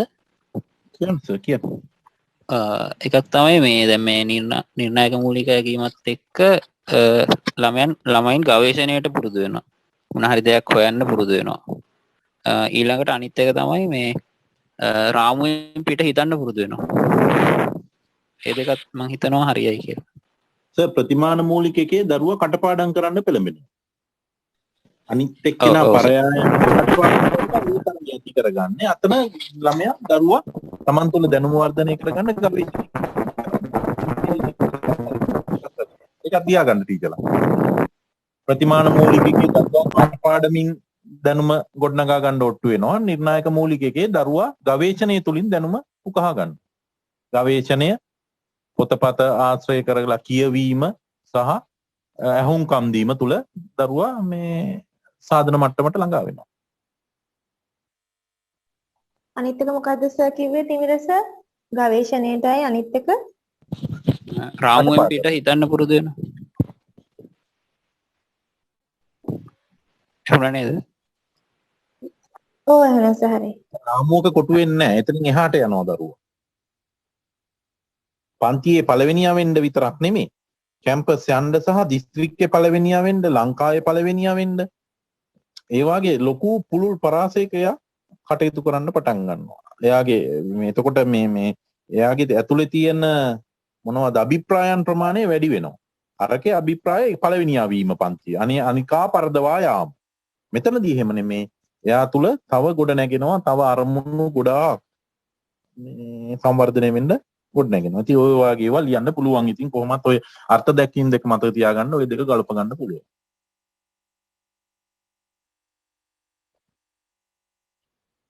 ඊළඟට අපි කතා කරන්නේ 3 නෑ 4 විෂය තවදුරටත් බලන්න. කොහොමයි? ඔක තමයි උත්තරේ. විශ්වාසතාවයේ වළංගුතාවය අතර තියෙන සම්බන්ධය ඒකයි. විශ්වාසතාවය කියන්නේ මොකක් හරි පරීක්ෂණයක් මගින් නැවත නැවත මිනුමට ලක් කෙරුවාම ප්‍රතිඵල අතර සංගත බවක් ලැබෙනවා නම් එකඟතාවයක් තියෙනවා නම් ඒක විශ්වාසතාවය. වළංගුතාවය කියන්නේ මේ පරීක්ෂණයක් මගින් අපේක්ෂිත විචල්්‍ය කොච්චර දුරට මැනෙනවාද යන්න බලන එක. එමත් නැත්නම් පරීක්ෂණ ලකුණු අර්ථ දක්වන සහ භාවිතයට ගන්න ආකාරයේ යෝග්‍යතාවය තමයි වළංගුතාවය කියන්නේ. එහෙමනම් විශ්වාසතාවය නැත්තම් වළංගුතාවය ගොඩ නැගෙන්නේ නැත. වළංගුතාවය ගොඩ නැගෙන්න අනිවාර්යයෙන්ම විශ්වාසතාවය අත්‍යවශ්‍ය වෙනවා. මේක තමයි මේකේ තියෙන සම්බන්ධය. ලකුණු 4යි පොඩි දෙයක් අහන්නේ මේකේ. අපේ ටීචර් තව මොනවා හරි එකතු කරන්න දෙයක් තියෙනවද? Excuse me sir, අනේ ටිකක් අපව කියන්න පුළුවන්ද? ටීචර් විශ්වාසතාවය කියන්නේ විශ්වාසතාවය. දැන් මම මොකක් හරි පරීක්ෂණයක් කරලා ඒක විශ්වාසතාවය කියන්නේ ටීචර් කෙරුවත් ඒක ඒ උත්තරේටම ආසන්න සංඛ්‍යාවක් එන්න ඕන. කෞශල්‍ය මිස් කෙරුවත් ඒකට තව ඒ ආසන්න ප්‍රමාණයක් තමයි එන්න ඕන. දරුවගේ පසේ පන්තියේ අපි හිතන්නකො මොකක් හරි පළවෙනි කොටස පේපර් එකක් බැලුවා කියලා. ඒකට ටීචර් දෙන ලකුණයි කෞශල්‍ය මිස් දෙන ලකුණයි මන් දෙන ලකුණයි බොහෝම ළඟ ළඟ යන්න ඕන. දශම 5කින් ලකුණකින් 2කින් 5කට අඩු ප්‍රමාණයකින් වෙනස් වුණාට කමක් නැහැ. එහෙමනම් ඒ ලකුණ විශ්වාසතාවයෙන් යුතු ලකුණක් කියලා අපිට කියන්න පුළුවන් මේ මම බලපු පේපර් එක ඔයාලා දෙන්න බලපුවම. වළංගුතාවය කියන්නේ මේ පරීක්ෂණයකින් මේ අපේක්ෂිත විචල්්‍ය කොච්චර දුරට මැනෙනවාද කියන බලන එක. මේ වළංගුතාවය කියලා කියන්නේ එතකොට පරීක්ෂණ ලකුණු අර්ථ දක්වන. එහෙමත් නැත්නම් භාවිතයට ගන්න ආකාරයේ යෝග්‍යතාවය. මේ දරුවා පාස්ද පේල්ද කියන්න මේ ලකුණ ගන්නවා. අන්න භාවිතයට ගන්න ආකාරයේ යෝග්‍යතාවය. එහෙම නැත්නම් අර්ථ දක්වනවා. මෙච්චර ලකුණක් ගත්තොත් මේ දරුවා ශිෂ්‍යත්වයේ පාස්. හැබැයි ඊට පස්සේ වෙන දේ අපි දන්නේ නැහැ. පාසලත් තෝරගන්න පුළුවන්ද බැයිද ඒව අපි දන්නේ නැහැ. ඒවා ලකුණ වළංගුයි විභාගේ පාස්. විශ්වාසතාවය කියන්නේ කී දෙනෙක් බැලුවත් එකම ලකුණ එන එක. එතකොට එහෙනම් විශ්වාසතාවයක් නැත්තම් ලකුණේ විශ්වාසතාවයක් නැත්තම් ලකුණ වළංගු නෑ. මතක ඇති වෙඩි වලල්ල. විශ්වාසතාවය අඩුයි නම් ලකුණු වළංගුතාවය අඩුයි. ඉතින් මේ දෙක අතර තියෙන අන්තර් සම්බන්ධය තමයි මේක. විශ්වසතාවය හා වළංගුතාවය අතර ඇති සම්බන්ධය. විශ්වසතාවය කියන්නේ මොකද්ද? වළංගුතාවය කියන්නේ මොකද්ද කියලා ලියලා මේ දෙක අතර අන්තර් සම්බන්ධය මෙන්න මේකයි කියලා ලියුවනම් හරි. විශ්වසතාවය නැති තැන වළංගුතාවයක් ගොඩ නැගෙන්නේ නැත. පරීක්ෂක ලකුණක. වළංගුතාවයක් නැති තැනත් විශ්වසතාවයක් ඇති වෙන්නේ නැහැ. ඉතින් ওই දෙක තමයි අනුලෝම ප්‍රතිලෝම විදියට යන්නේ. ඇති කියලා මං හිතනවා. හරි සර් thank you sir. අර මේ වෙදිවලල සම්බන්ධ උත්ති ප්‍රශ්නයක් තියෙනවා අහන්නද? කියන්න. සර්. වෙදි කියන්න කියලා අහන්න. සර්. කියන්න ටීචර්. ඇහෙනවද? ඇහෙනවා ටීචර් කියන්න. අර වෙදිවලල්ල සම්බන්ධයෙන් පොඩි ගැටලුවක් තියෙනවා. අර මේ වෙදිවලල්ල දැන් 4ක් තියෙනවනේ සර්. ඒකේ පළවෙනි තැන තියෙනවා අර මැද තියෙන න්‍යෂ්ටියෙන් ඈතට එක ළඟ වෙඩි තියපු තැනක්. එතකොට සර් එතන කියනවා වළංගු නැත විශ්වක්ෂතාවක් ඉවනයි කියලා. මට පොඩ්ඩක් පැටලෙනවා එතන. පුළුවන් නම් චුට්ටක් පැහැදිලි කරනවද? මේ වෙඩි වලල්ලේ අපි ගත්තොත් ඒක මේ ස්තර 5කට 6කට කතා කරන්න පුළුවන්. අපි 4කට කතා කරා. එතකොට මේකේ වෙඩි වදින්න ඕන තැන අවශ්‍ය තැන ලකුණු කරලා තියෙනවා වෘත්තේ. වටේ තියෙනවා වෙඩි රවුම. එතකොට වෙඩි රවුමේ ටීචර් කිව්වේ එක තැනකට පොදියක් වැදිලා තියෙනවා. එතකොට රවුමට මේ වෙඩි තැබීම විශ්වසතාවයකින් තියෙනවා රවුමට තියයි කියලා. වෙඩි රවුමට වෙඩි තියයි කියලා විශ්වසතාවයක් තියෙනවනේ. මොකද ඒ තුලටනේ හැම වෙඩිල්ලම ගිහින් තියෙන්නේ. නමුත් මැදට වෙඩි තියලා නැහැ. ඒ හින්දා බලංගු නැහැ. හරි සර් හරි. ඇතුළට වෙඩි තියලා තියෙනවා. නමුත් මැදට නියම ඉලක්කයට වෙඩි තියලා නැහැ. ඒ හින්දා වළංගු නැහැ මේ. වළංගු නැහැ. හැබැයි විශ්වාසතාව තියෙනවා. විශ්වාසතාවයක් තියෙනවා. හරි සර් හරි. බොහොම ස්තුතියි. රවුමට වෙඩි තියලා කියලා විශ්වාසයක් තියෙනවා. හැබැයි වළංගු නැහැ. ඊළඟට අනිත් එකත් ඕනනම් මම කියන්නම්. ඊළඟ එක ටිකක් ව්‍යාප්ත වෙලා. එතන ගුලියෙන්ට නෙමෙයි තියෙන ටිකක් ව්‍යාප්ත වෙලා. පුළුල් පරාසයක්. පළවෙනි ඒ කියපු එකට වැඩිය පුළුල් පරාසයක් තියෙන හින්දා විශ්වසතාවය ඉතා අඩුයි. මොකද එකම තැනට තියලා ඊළඟ තැනට මැද්දට තියයි කියලා අරකේ විශ්වාසයක් තිබුණාට මේක හැම තැනටම තියන්නේ. ඒක හින්දා වළංගුභාවය අඩුයි. විශ්වසතාවය ඉතා අඩුයි. දෙවැනි එක මුළු රවුම පුරාම තියලා තියෙනවා. දෙවැනි එකටත් වැඩිය පුළුල් පරාසයකට වෙඩි තියලා තියෙනවා. එතකොට කොහාට වදීද කියලා කියන්න බෑ ඊළඟ තියෙන වෙඩිල්ල. ඒ හින්දා විශ්වසතාවයත් ඉතාම අඩුයි, වළංගුතාවයත් ඉතාම දුර්වලයි.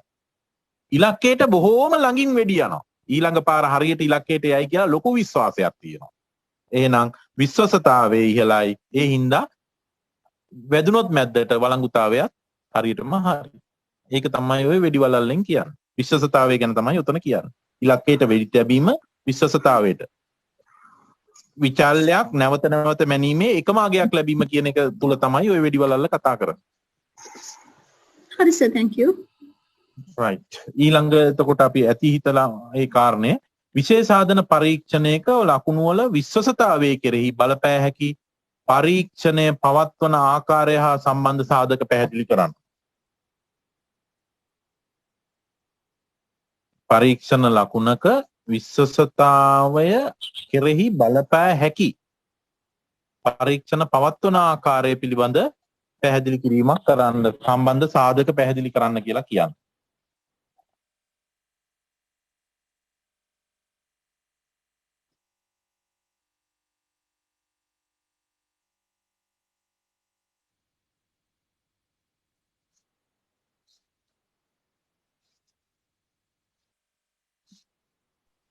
ඒකට පොඩි උත්තරයක් තියෙනවා. ඒක හරිද නම් දන්නේ නැහැ. මම පොඩ්ඩක් කියන්නද?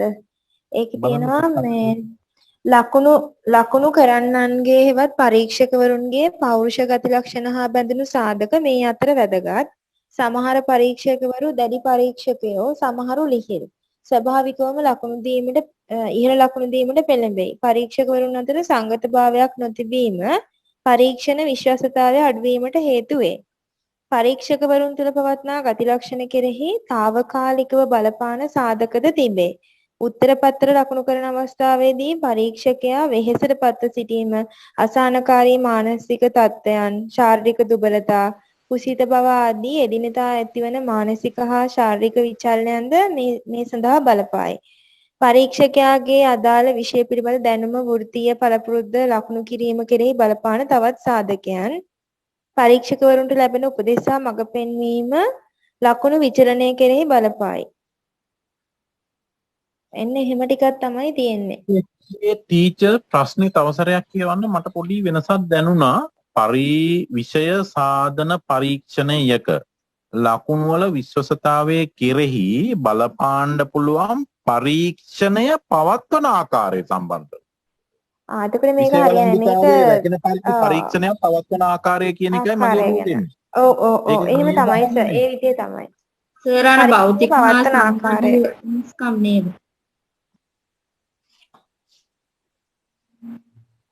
පරීක්ෂණය පවත්වන ආකාරය ගැන තමයි එන්න ඕනේ. අපි පරීක්ෂණය අන්තර්ගතය අදාළ විශේෂත්වය කොච්චරක් දුරට නියෝජනය කරනවද කියන එක විමසලා බලන්න ක්‍රම දෙකක් ගැන කතා කරානේ. පරීක්ෂණය තැනීමේදී අනුගමනය කර ඇති ක්‍රියාපිළිවෙල විමසලා බලන එකයි පරීක්ෂණයේ පරීක්ෂණාංග විශ්ලේෂණය කරලා ඒවා කොච්චර දුරට අදාළ විශේෂත්වයට නියෝජනය වෙනවද කියන එක බලන එකයි. එතකොට මෙතන අහන්නේ පරීක්ෂණයේ වළංගුතාවය ආරක්ෂා වෙන පරිදි කොහොමද පරීක්ෂණයක් හදන්නේ කියන එක කියලායි මට ඇඟෙන්නේ. පවත්වන ආකාරය හා සම්බන්ධ සාධක මොනවද කියලා. අර ඉස්සල්ලාම පරීක්ෂණය මගින් තක්සේරු කරන්න අපේක්ෂා කරන චර්යා මොනවද කියලා අඳුන ගන්න ඕන. ඔන්න ඔය වගේ ඒවා කියලායි මට හිතෙන්නේ. ඒ කියන්නේ සාර දැන් අර දීර්ඝ රචනා වෙනුවට ව්‍යුහගත ප්‍රශ්නේදී මේ වගේද? නෑ. මම දකින්නේ මේකට උත්තරේ එන්නේ ඉස්සලාම අපි මේ දරුවා ප්‍රදර්ශනය කරන්න ඕන මොන චර්යාද? නිපුණතා පාදකද, චර්යාමය අරමුණුද, විගෙනුම් ඵල මොනවද කියන එක අපි ඉස්සලා ඔළුවේ තියාගන්න ඕන. දරුවා ප්‍රදර්ශනය කරන්න ඕන චර්යා ලක්ෂණ මොනවද කියලා අඳුන ගන්න ඕන. ඉගෙනුම් ඵල හඳුන ගන්නකෝ. ඊට පස්සේ එක් ඉගෙනුම් ඵලයට ලැබිය යුතු බර පරීක්ෂණය තුලින් අඳුන ගන්න ඕන. ඊට පස්සේ පරීක්ෂණය තුල පළමු ඉගෙනුම් ඵලය සම්බන්ධ ප්‍රශ්න වලට උත්තර දෙනකොට ලකුණු කොච්චරක් දෙනවද? දෙවෙනි ඉගෙනුම් ඵලය සම්බන්ධව දෙනකොට කොච්චරක් උත්තර දෙනවද කියන එක අපි මේ දැනගන්න ඕන.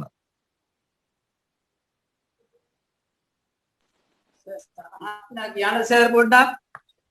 මට හිතෙන විදිය මේක ලියන්න යන්න එපා. මේක අපි සාකච්ඡා කරන්න ඕන. මේකේ අහන්නේ කියන චුට්ටක්. කියන්නකෝ අපේ හාමුදුරුවෝ. ඒ ඉතින් හරියට දැන් මම දැන් තමයි දැක්කේ මම සාධන පරීක්ෂණය කියලා මාතෘකාව නම් තියෙන්නේ. ඒක ගැලපෙන්නේ නැති වෙද්ද දන්නේ සාධන පරීක්ෂණය කියන එක. මේකේ අහන්නේ සාධන පරීක්ෂණය කළ ලකුණු වල විශ්වසතාවයේ කෙරෙහි බලපාන පරීක්ෂණය කරගෙන යනකොට අදාළ වෙන පවත්වන ආකාරය සම්බන්ධ සාධක ටික අහන්න. මං හිතන්නේ මං කියපු ටික තමයි එන්න ඕන. ගෙනුම් ඵල දන්නේ නැති පරීක්ෂණයක නම් අර සුවිශේෂී වගුවක් නිල්පතක් හදලා ඒකට බර තැබීම කරන්න ඕන. එක් එක් මාතෘකාව යටතේ එක් එක් විෂයට කොච්චර බර තියන්න ඕනද කියන එක තමයි බලන්නේ. විෂය නිර්දේශයෙන් කොයිතරම් කොටසක් ආවරණය වෙනවද කියන එක අපිට අදාළයි. ඒක වළංගුතාවය නේද සර්? අර මේ අත්පත් කරගන්න ප්‍රමාණය කොතරම්ද කියන එකනේ වළංගුතාවය නේද සර්? එතෙන් ඔය අර නිල් පිටපතේ ඒවයින් නෙමේ වළංගුතාවය. කොච්චරක් අත්පත් කරගන්නවාද කියන එක වළංගු පැත්තටද? විශ්වසතාවය කෙරෙහි එතකොට බලපාන සාධක හතරක් දීලා තියෙන්නේ අපිට. ඔය දැන් මේ මැඩම් කියප එක නේ හරියට මැඩම් කෙනෙක් නිල්පත ගැන ඒක එහෙම දාලා තියෙනවා මේ. ඔය දැන් මැඩම් කවුරු සර් කියප කාරණා ටික තමයි මේකේ තියෙන්නේ. ඒ ටික හරි වගේ තමයි. මම කියපු ටික හරිද දන්නේ නැහැ අපේ අමුදුර. මං හිතන්නේ මේක වෙනස් වගේ තමයි මිස් කියපු එකෙන්. දැන් අර මැඩම් කියපුත් හරි වගේ. ජානක සර්. ඔව් ජානක සර්. සර්ගේ නෝට් එකේ තියෙන අපි චන්ද්‍රදාසගේ අර මූලිකම වර්ග 4ක් කරන්න පුළුවන් කියලා තියෙනවානේ මේ විශ්වාසතාවයේ පරීක්ෂණේ. ඒකේ දෙවෙනි කරුණ තියෙනවා. නෑ පරීක්ෂණයට පෙනී සිටින පුද්ගලයා හා සම්බන්ධ සාධක එක දෙක තියෙනවා පරීක්ෂණය කරනු ලබන අවස්ථාව හා සම්බන්ධ සාධක. එතකොට මේ දෙවෙනි කරුණ ගත්තාම ඒක සර් විස්තර කරලා තියෙනවා. පරීක්ෂණය පවත්වන අවස්ථාව හා සම්බන්ධ සාධක පරීක්ෂණය පවත්වන ස්ථානයේ එනම් විභාග ශාලාවේ පවත්නා භෞතික හා සමාජීය වාතාවරණය වෙනස් වීම අනුව එක් අවස්ථාවක ලැබෙන ලකුණට වඩා වෙනස් ලකුණක් දෙවන අවස්ථාවේදී ලැබිය හැකිය. උදාහරණ දීලා තියෙනවා භෞතික පරිසර තත්ත්ව, විභාග ශාලාවේ ආලෝකය, වාතාශ්‍රය භාවිතා කිරීමට තිබූ උපකරණ නිසා මේ අවස්ථාවලදී ලබන ලකුණ වෙනස් වේ.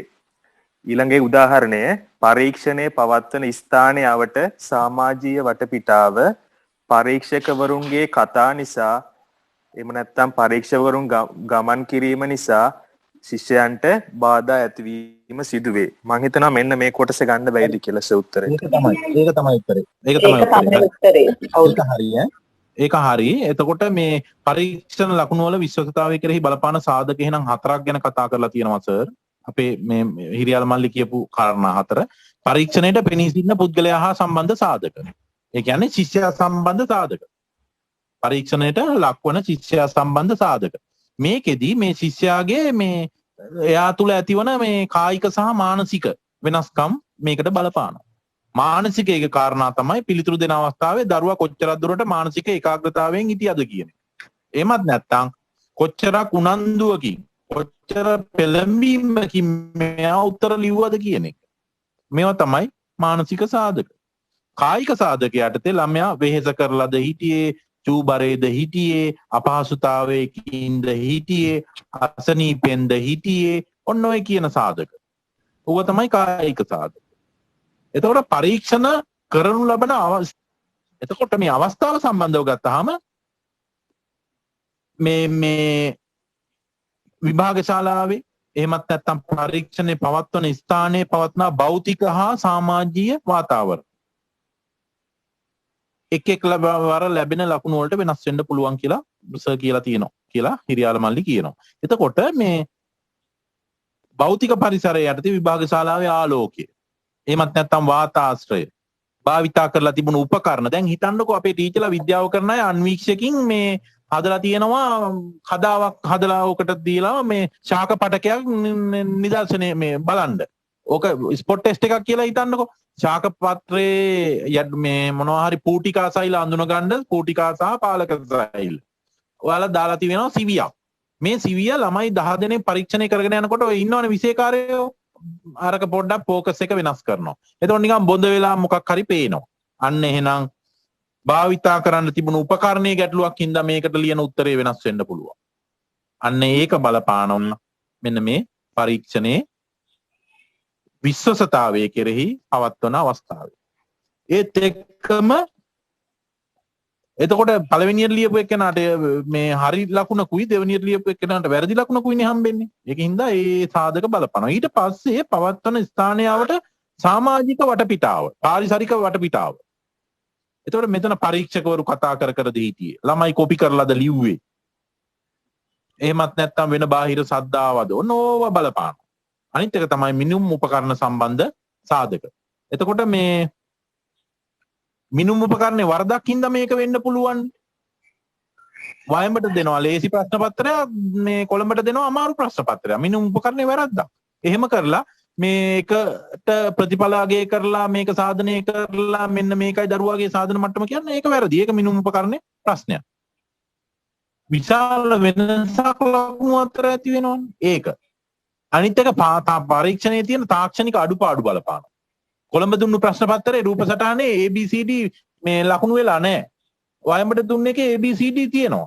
එහෙනම් ඒ ළමයා වැඩි ලකුණක් ගන්නවා මේ ළමයාට නැහැ. මොකද හේතුව පරීක්ෂණයේ තාක්ෂණික අඩුපාඩුවක් හින්දා. එහෙම නැත්නම් දෙවෙනි පේපර් එකේ ප්‍රශ්නයක් print වෙලා නැහැ. වයඹට දුන්න එකේ print වෙලා තියෙනවා. ඒක තාක්ෂණික අඩුවක්. ඒ හින්දා විශ්වසතාවය බිඳ වැටෙනවා.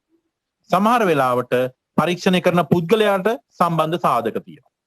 එහෙනම් එකම පිළිතුරු පත්‍රයේ පරීක්ෂකවරු කීප දෙනෙක් බැලුවොත් ලැබෙන ලකුණු එකිනෙකට වෙනස් වෙන්න පුළුවන්. මේවට බලපානවා එයාගේ තියෙන දැනුම. පරීක්ෂකයාගේ ආකල්ප, උදහස්, මතිමතාන්තර, විශේෂ ක්ෂේත්‍රය ගැන තියෙන පුළුල් දැනුම කියන එක.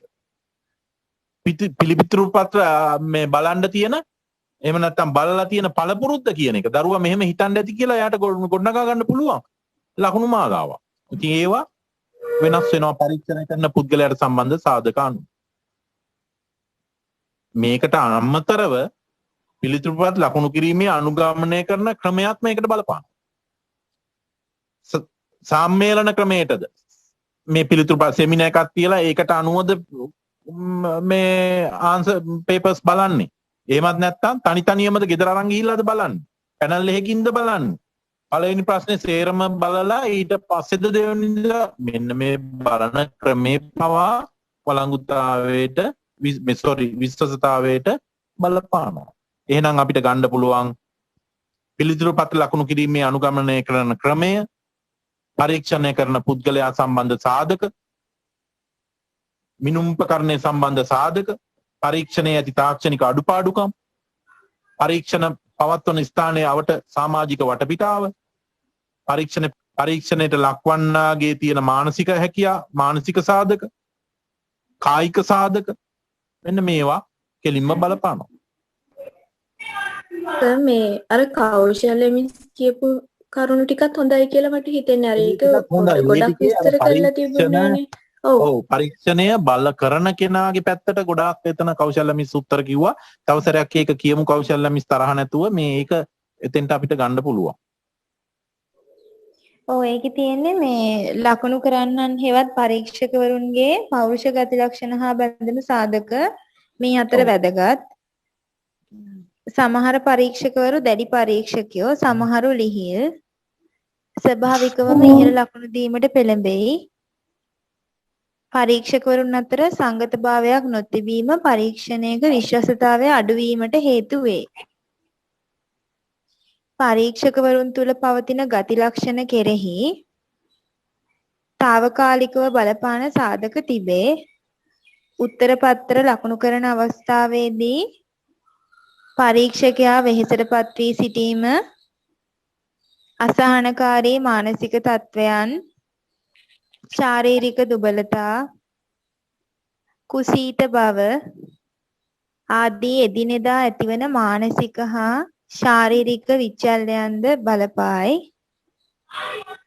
පරීක්ෂකයාගේ අදාළ විෂය පිළිබඳ දැනුම, වෘත්තීමය පළපුරුද්ද ලකුණු කිරීම කෙරෙහි බලපාන තවත් සාධකයන් වේ. පරීක්ෂකවරුන්ට ලැබෙන උපදෙස් හා මඟ පෙන්වීම ලකුණු විචලනය කෙරෙහි බලපායි. ඒ ටික තමයි තියෙන්නේ. ඒ ටික මතක තියාගන්න ඊට වැඩි සාධක තියෙනවා. ඕක පරීක්ෂකවරුන්ගේ තියෙන ප්‍රශ්න ගැන තමයි කෞචිමිස් කිව්වේ. ඒකට හොඳ පුළුල්ව ඒ උත්තරේ කිව්වා. ඔයිට අමතරව තව අනිත් සාධක ගැනත් චුට්ටක් මතක තියාගන්න. ඔය තව පරීක්ෂකවරයාගේ අර මේ නිදිමත ගතියත් ඕකට බලපානවා. මට හොඳට මතකයි අපි ওই ඡන්දයකට ගිහිල්ලා මේ අපේ ටීචර් කෙනෙක් මයි ස්කූල් ටීචර් කෙනෙක් විදුහල්පතිවරියක් මේ විශ්‍රාම ගන්න ඕන මෙන්න ටීචර් රෑ 12ට විතර මේ නිදිමත ආවා. ඉතින් අපි ඡන්ද පෙට්ටියක් කඩලා ගණන් කරනවා. මම DCCO හිටියේ. ඊට පස්සේ ගණන් කරනකොට කොහොම හරි ඡන්ද පෙට්ටිය කඩලා එක සැරයක් කවුන්ට් කරා ඡන්ද පත්‍රිකා ගන්න සමාන වුණා. මේ ටීචර් අනේ මේසේ ඔළුව තියාගෙන නිදාගත්තා. ටිකක් වයසයි පෙන්ෂන් යන්න අවුරුද්දක් හෝ දෙකක් තිබුණේ. එතකොට දැන් අපි ඡන්ද පෙට්ටිය ගණන් කරලා පත්‍රිකා සංඛ්‍යාව සමාන වුණා. ඊට පස්සේ එකතු කරලා ප්‍රතිඵල හදන්න යනකොට එක පත්‍රිකාවක් අඩුයි. හොයන්න හතර සැරයක් ගණන් කරා. නෑ ඊට පස්සේ පක්ෂ නියෝජිතයෝ හිටියා මේක ඊට පස්සේ ගණන් හදලා පෙන්නුවා මේක පත්‍රිකාවක් ඔයාලට අඩු වුණා කියලා 0.004 ගානක් ඒ වෙලාවේ ආවේ මෙච්චර ප්‍රතිශතයක් තමයි අඩු වෙන්නේ. ඒකින්ද මේක අතහැරලා දාමු කියලා එයාලගෙනුත් අස්සන් අරගෙන ඒක මෙවවා කරලා නැත්නම් අර මිනිස්සෙකුගේ ජීවිතයන්නේ SPO ගේ තනතුර ඉවරනේ රසාව. ඒක බේරලා මෙවවා කරනකොට ඔන්න පැයක් විතර මේකට ඔට්ටු වුණාම අර ටීචර් දණ්ඩි පණ්ඩි ගහලා නැගිටලා බලනකොට එයා ඒක උඩ නිදාගෙන ඡන්ද පත්‍රිකාව උඩ. හිතන්නකෝ ලකුණේ වළංගුතාවයට ඒක කොච්චර බලපෑවද කියලා. එහෙනම් එයාගේ නිදිමත ගතිය පරීක්ෂකවරයාගේ අලසකම අර කියපු ඒවට අමතරව නිදිමත ගතියත් බලපානවා. සමහර විට ලකුණු එකතු කරනකොට වරදිනවා. වැරදුනහම ඒක විශ්වසතාවයට බලපානවා. ඒකනේ අපිට රීකරෙක්ෂන් වල ලකුණු විතරක් එකතු කරන්න දෙන්නේ පේපර් එකේ. ඒ අවස්ථාව දීලා තියෙන්නේ ඒකයි. යන්ත්‍ර නෙමේ වරදින හින්දා ලකුණු ටික විතරක් එකතු කරනවා රතු පෑනෙන් දාපු. ඒවටත් අවස්ථාව දෙනවා. ඉතින් ඒවත් ලකුණු වල විශ්වාසතාවය අර ඡන්ද ප්‍රතිඵලයේ විශ්වාසතාවයට බලපෑව අර කොලේ නිදිමත ගතිය අර යගේ. ඉතින් ඒවා ටුට්ටක් ওই පරිසරයේ තමන්ගේ අත්දැකීමුත් එක්ක පොඩ්ඩක් එකතු කරලා ලියන්න. ඉතින් ඒක තමයි මට කලින් අරක එහෙනම් විශේෂ සාධන පරීක්ෂණයක වළංගුතාවය කෙරෙහි පරීක්ෂණ පවත්වන ආකාරය සම්බන්ධ සාධක කිව්වොත් අන්න අර මම කියපු සාධක ටික දෙක පටල ගන්න එපා. විශ්වසතාවය කිව්වොත් මේක වළංගුතාවය කිව්වොත් අපේ ටීචර් ගොඩක් පින් එක මේ පැහැදිලි කෙරුවට නැත්නම් ඒක මේ මට වරදිනවා. වළංගුතාවය කිව්වොත් අන්න අර කරුණු ටික එන්න ඕන. ඉස්සල්ලාම අපි හඳුන ගන්න ඕන මේ පරීක්ෂණය මගින් තක්සේරු කරන්න අපේක්ෂා කරන චර්යා මොනවද කියලා. ඊට පස්සේ ඉගෙනුම් ඵල අඳුනගෙන ඒකට ලැබිය යුතු බර කොච්චරක්ද කියලා තීරණය කරනවා. ඒ බරවලට එක එක ඉගෙනුම් ඵලයට සම්බන්ධ ප්‍රශ්න වලට උත්තර දෙයිලා ලබා ගන්න ලකුණු ප්‍රමාණය තීරණය කරනවා. ඔන්න ඔය විදිහට තමයි ඒකේ මේ වළංගුභාවය යන්නේ. විශ්වසනීයභාවයට අර කියපු සාධක ටික ප්‍රමාණවත් වෙනවා. තුන්වෙනි ප්‍රශ්නෙට යනවා පරීක්ෂණයක විෂය වළංගුතාවය රැකීම සඳහා අනුගමනය කළ යුතු කරුණු. ඒක ආලානේ. ඒකේ තියෙනවා පරීක්ෂණයක විෂය වළංගුතාවයේ රැකීම සඳහා අනුගමනය කළ යුතු කරුණු පිළිවෙලින් විස්තර කරන්න.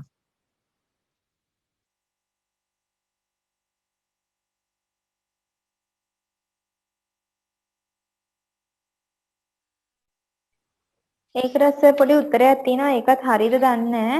ඒකේ තියෙනවා වාස්තවික බව රැකෙන ප්‍රශ්න. එනම් දෙවරණ බහුවරණ ඇතුළු තේරීම් වර්ගයේ ප්‍රශ්න වැඩි කිරීම. අන්න ඒ වගේ ඒවා ටිකක් කියන්නද? ඒවා හරි. ඒවා හරි. ඒ ටික මේ ලියා ගන්නවද කියන්නේ? කිව්වොත් හොඳයි නේද? මම කියන්නම් මේ බලන්නකෝ ගැලපෙන්නේ නැති එකක් තිබ්බොත් අයින් කරගමු. වාස්තවික බව රැකෙන ප්‍රශ්න. වාස්තවික බව රැකෙන ප්‍රශ්න.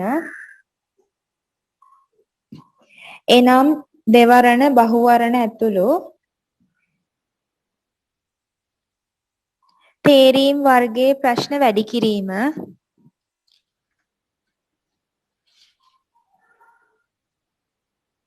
දෙක දීර්ඝ රචනා වෙනුවට ව්‍යුහගත ප්‍රශ්න යෙදීම. කෞශල්‍ය මිස් කෞශල්‍ය මිස් ඔය ටික දුන්නා ටීචර් දුන්නා. ඔව් මටත් මතකයි මේක මම කලින් කියලා තියෙනවා. දීලා තියෙනවා ටීචර් ලිපියක් කියන්නකෝ. අපි ළඟ නෑ. ආයේ මොලේනම් පොඩ්ඩක් කියන්නකෝ. හරි. එක වාස්තවික බව රැකෙන ප්‍රශ්න. එනම් දෙවරණ බහුවරණ ඇතුළු තේරීම් වර්ගයේ ප්‍රශ්න වැඩි කිරීම.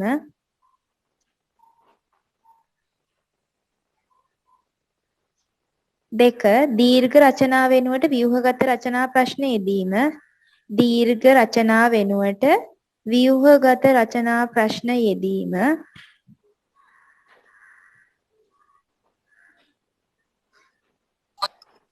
තුන උත්තර පත්‍ර බැලීම සඳහා විස්තර සහිත ලකුණු පටිපාටියක් සකස් කිරීම. විස්තර සහිත ලකුණු පටිපාටියක් සකස් කිරීම.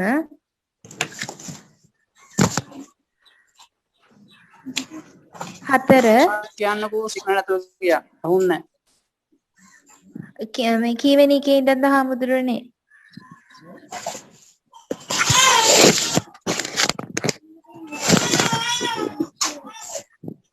අපේ හාමුදුරුවෝ ඇහෙනවද මාව?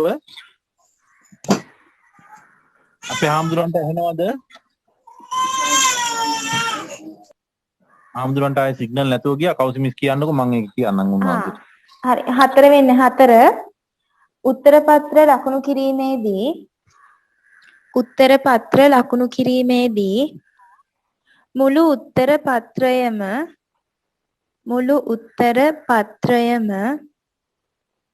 එකවර නොබලා ප්‍රශ්නයෙන්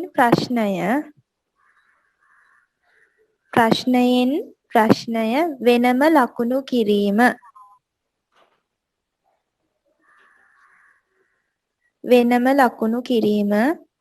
පහ විෂය දන්නා පළපුරුදු උත්තර පත්‍ර පරීක්ෂකවරුන් විෂය දන්නා පළපුරුදු උත්තරපත්‍ර පරීක්ෂකවරුන්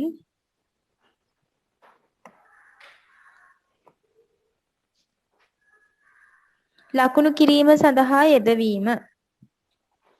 ලකුණු කිරීම සඳහා යෙදවීම.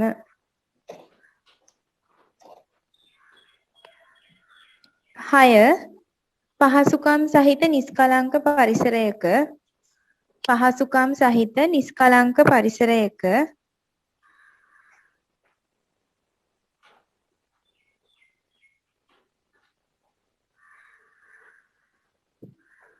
උත්තරපත්‍ර ලකුණු කිරීමට අවස්ථාව සලසා දීම.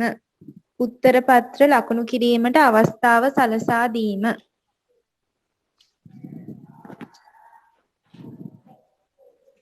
ඔන්න ඔය කරුණු 6 තමයි මේ මගේ ළඟ තියෙන්නේ. 8ක් නෑ. තව 2ක් ඕනේ.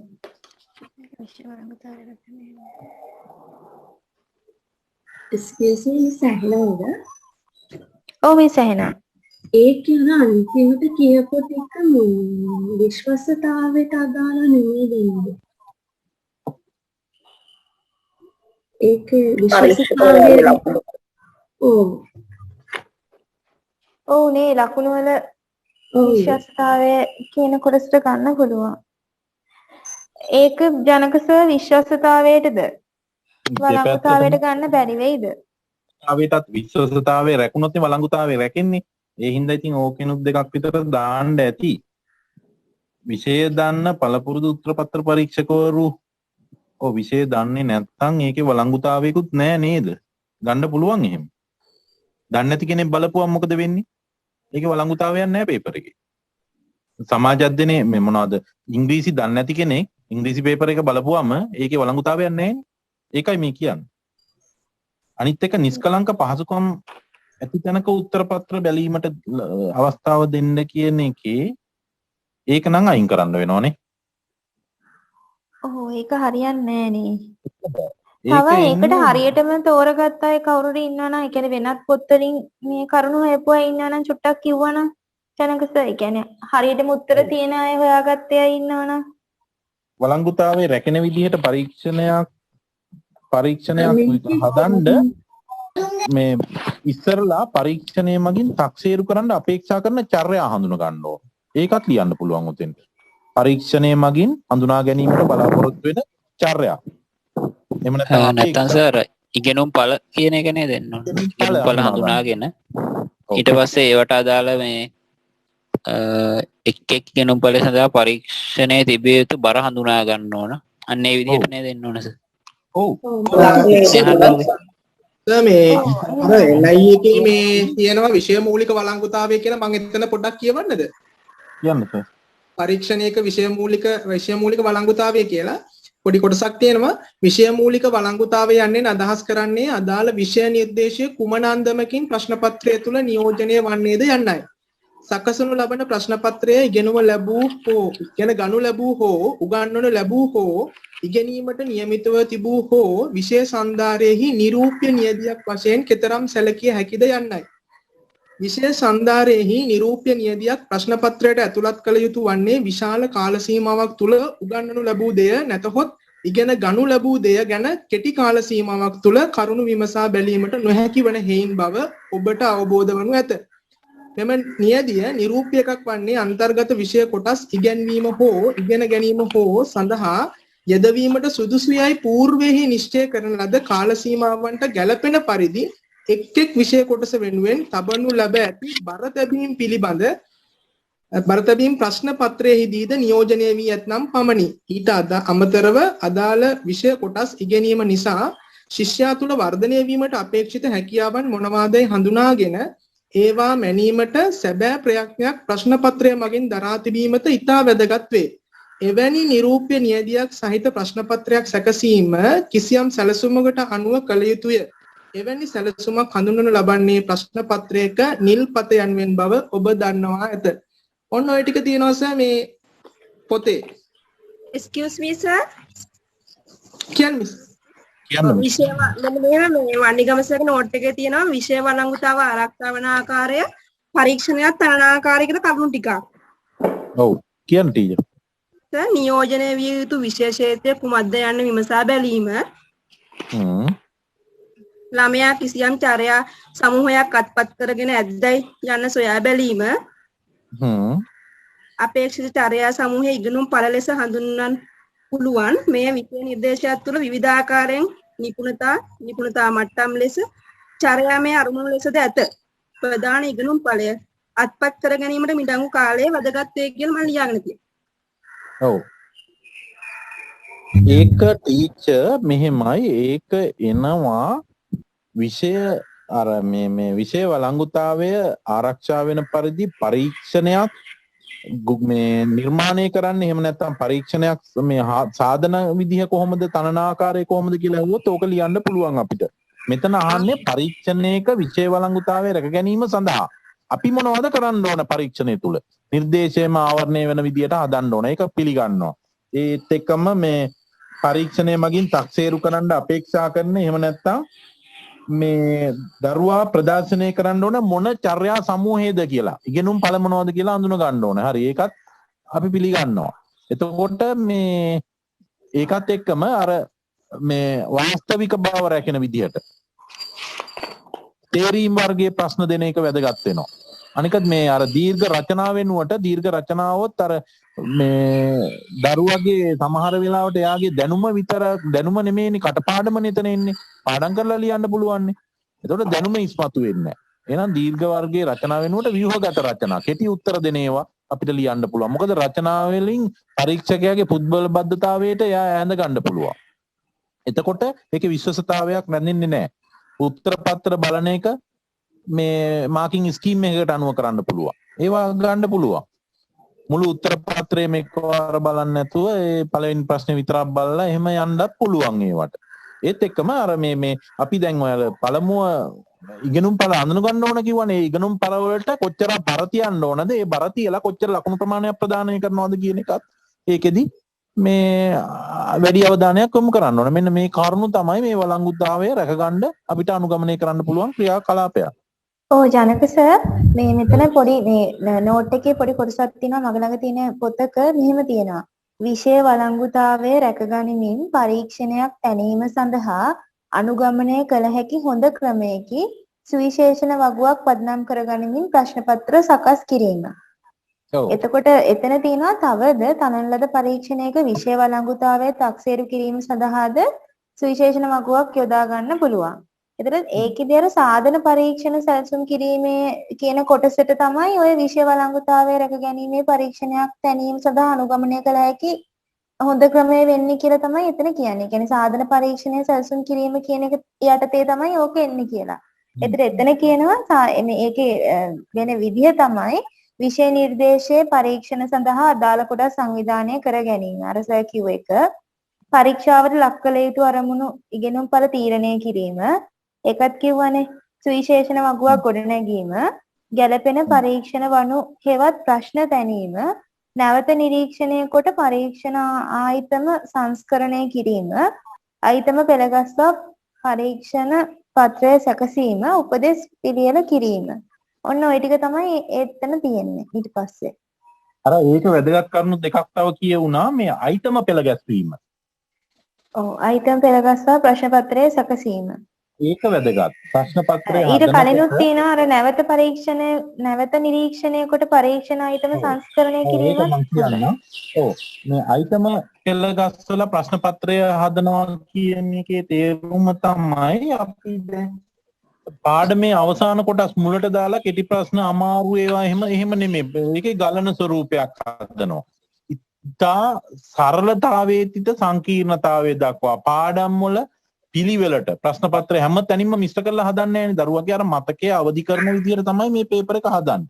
අයිතම පෙළ ගස්සන්න ඕන. එතකොට තමයි මේකේ වළංගුතාවය රැකෙන්නේ. ඒත් එක්කම අපි පේපර් එකක් හදලා ප්‍රූෆ් චෙක් කරන්න දෙනවා තව කෙනෙකුට. එතකොට මේ ප්‍රූෆ් චෙක් කිරීම තමයි අර ටීචර් කිව්වේ ඒ කාරණේ.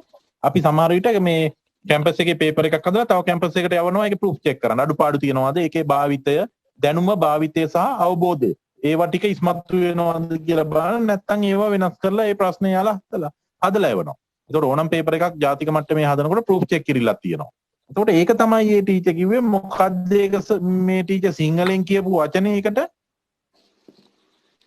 අයිතම කියලා. කවුචි අයිතම කියලා කිව්වේ සර්. මොකද්ද අයිතම නෙමෙයි. අයිතම නෙමෙයි අනිත් කරුණ ඊට කලින් එක ඊට කලින් එක කිව්වේ ගැළපෙන පරීක්ෂණ වනු හෙවත් ප්‍රශ්න තැනීම නැවත නිරීක්ෂණය කොට පරීක්ෂණ අයිතම සංස්කරණය කිරීම. නැවත නිරීක්ෂණය. ඒකට කියන්නේ සෝදුපත් බැලීම කියලා නේද? සෝදුපත් බැලීම තමයි සිංහලෙන් කියන්නේ. නැවත නිරීක්ෂණය පරීක්ෂණ අයිතම සංශෝධනය. මෙතන මේ සාධ ප්‍රශ්න පත්‍රයක් සකස් කිරීමේ පියවර හැටියට ඇතුළත් වෙන්න පුළුවන්ද? ඒවත් යන්න පුළුවන්ද? මොකක්ද අපේ හම්දුනේ? ඔය කීප එකට සාධන පරීක්ෂණ පත්‍රයක් සකස් කිරීමේ පියවරේ කියන කරුණුත් මේකට ගන්න පුළුවන්ද? පරීක්ෂණයක විෂය වළංගුතාවය රැකගැනීම කියන එකට? ඔව්. ඔව් ඒක මගේ එකේ එහෙම තමයි පත්‍ර හදන එක ගන්න පුළුවන්. සාධන වගුවක් පදනම් කරගෙන. සාධන නෙමෙයි. සුවිශේෂී වගුවක්. සාධන වගුවක් බෑ. ඒ සාධන පරීක්ෂණයකට එහෙම. අයිතම සකස් කරනකොට මේ ප්‍රශ්න වලින් මැනෙන විෂය කොටස් මොනවාද? ඒත් එක්කම ශිෂ්‍යයා සතු කුමන මානසික හැකියාව මැනීම සඳහා මේ ප්‍රශ්න කෙසේ යොදා ගැනීමද? ඊළඟට ප්‍රශ්න පත්‍රයේ අන්තර්ගත ප්‍රශ්න වල ආකෘතිය, ප්‍රමාණය, නිවැරදි පිළිතුරට පවරන ලකුණු ප්‍රමාණය මෙන්න මේ වගේම සැලකිලිමත් වෙන්න ඕනේ කියලා දාලා තියෙනවා. මොනවද කියන එක අඳුනගෙන තමයි පේපර් එක හදන්න ඕන. දැනුම, බුද්ධිය, ආකල්ප.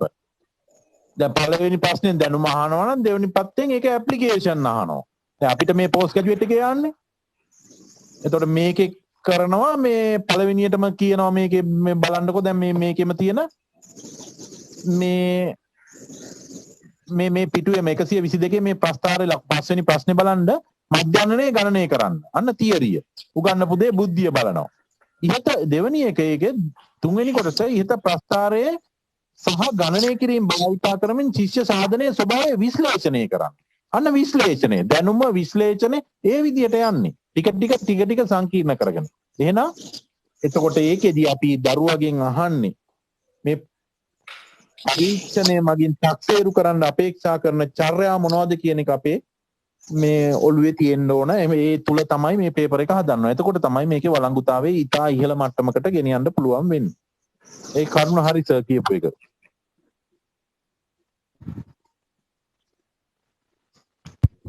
සර්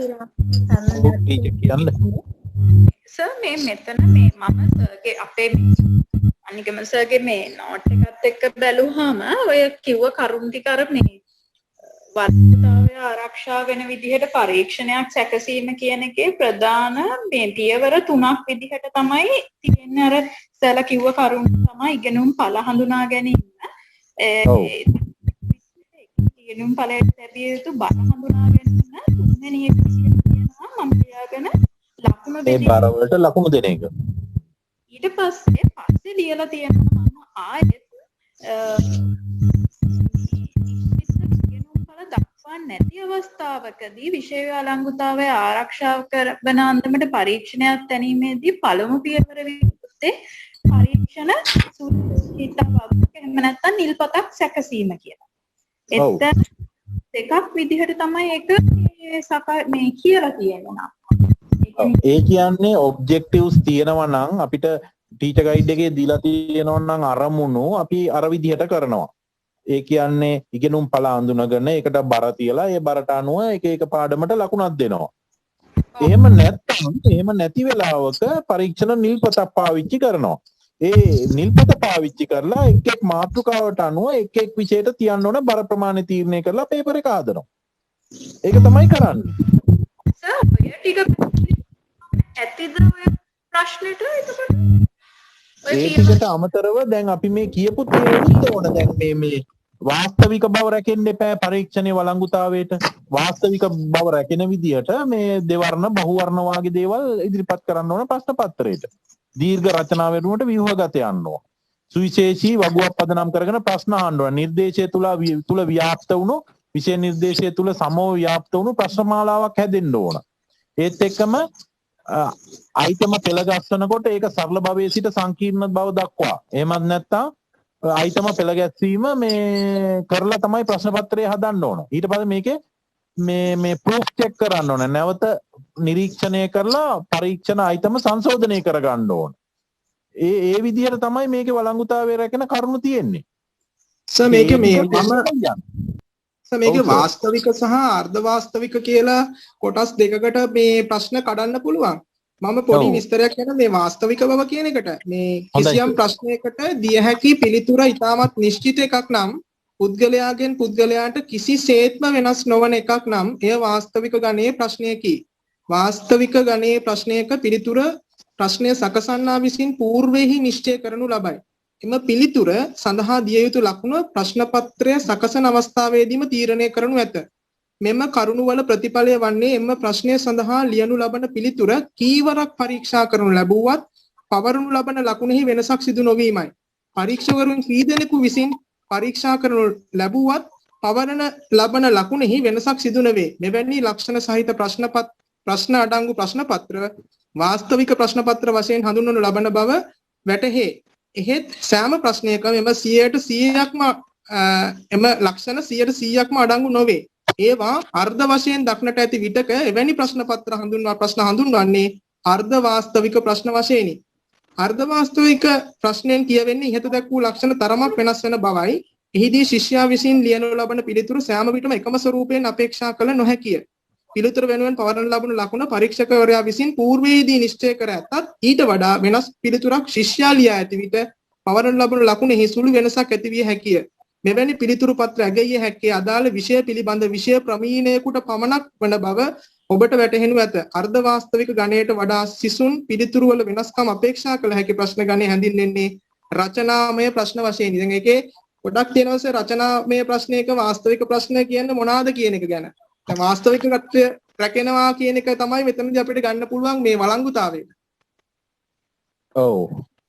අපි සර් ඔතන තව මේ නිරෝෂිනී මැඩම්ගේ ওই කොටස කතා කරේ නැහැ.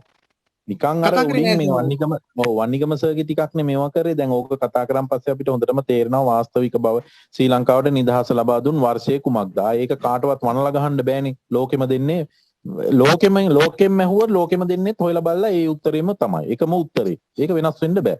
එතකොට මේ අර එහෙම නැතුව දැන් මේ මොනවා හරි මොකක් කලේ කෝල්බ්‍රුක් ප්‍රතිසංස්කරණ යෝජනාවලියේ වලියේ ඇති වූ මේ මගින් ඇති වූ විශේෂතා මොනවද ලංකාවට? ඒක එක එක්කෙනා මත වෙනස් වෙන්න පුළුවන්. ඒක සුවිශේෂී විදිහට මොකක් හරි මාකින් ස්කීම් එකක් හදලා ඒ තුල බලපුවම සහ ඊට අන්තර්ගත වෙන කරුණු තිබුණොත් ඒවා ගැන සුවිශේෂී විදිහට සලකලා බලලා ලකුණු දෙනවා. ඒක සාමාන්‍ය වාස්තවික බව ටිකක් අඩු ගතිය තියෙන ඒවා. රචනා ප්‍රශ්න කියන්නේ පූර්ව සියලු දේම නිදහස දෙනවා පරීක්ෂකවරයාට කියවලා ඒකට අනුව ලකුණු ටික ගොනු කරන්න.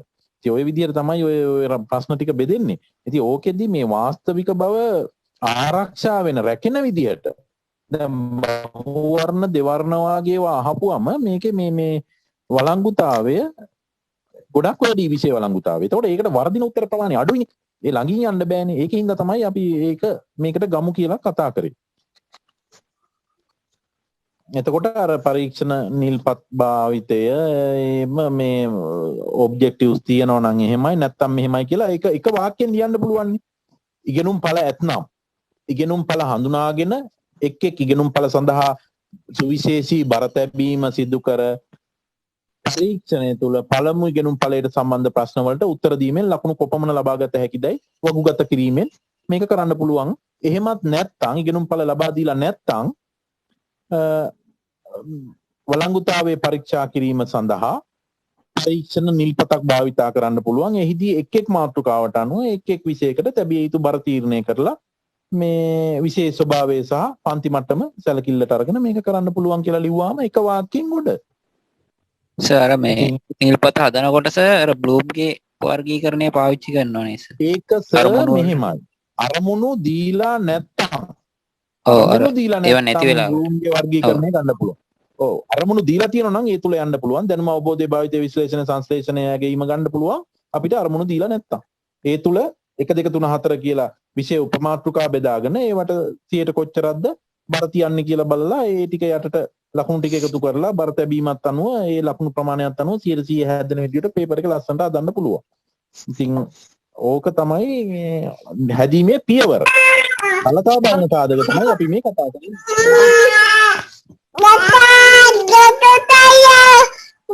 පොඩි බබාලා කචල් දානවා නේද? හරි. මේ එතකොට කෞෂිමි ශ්‍රී ප්‍රශ්නෙට යමු නේද? ඇති නේද මේක? ඒරු සම්බන්ධ අවස්ථා 4ක් දීලා තියෙනවා.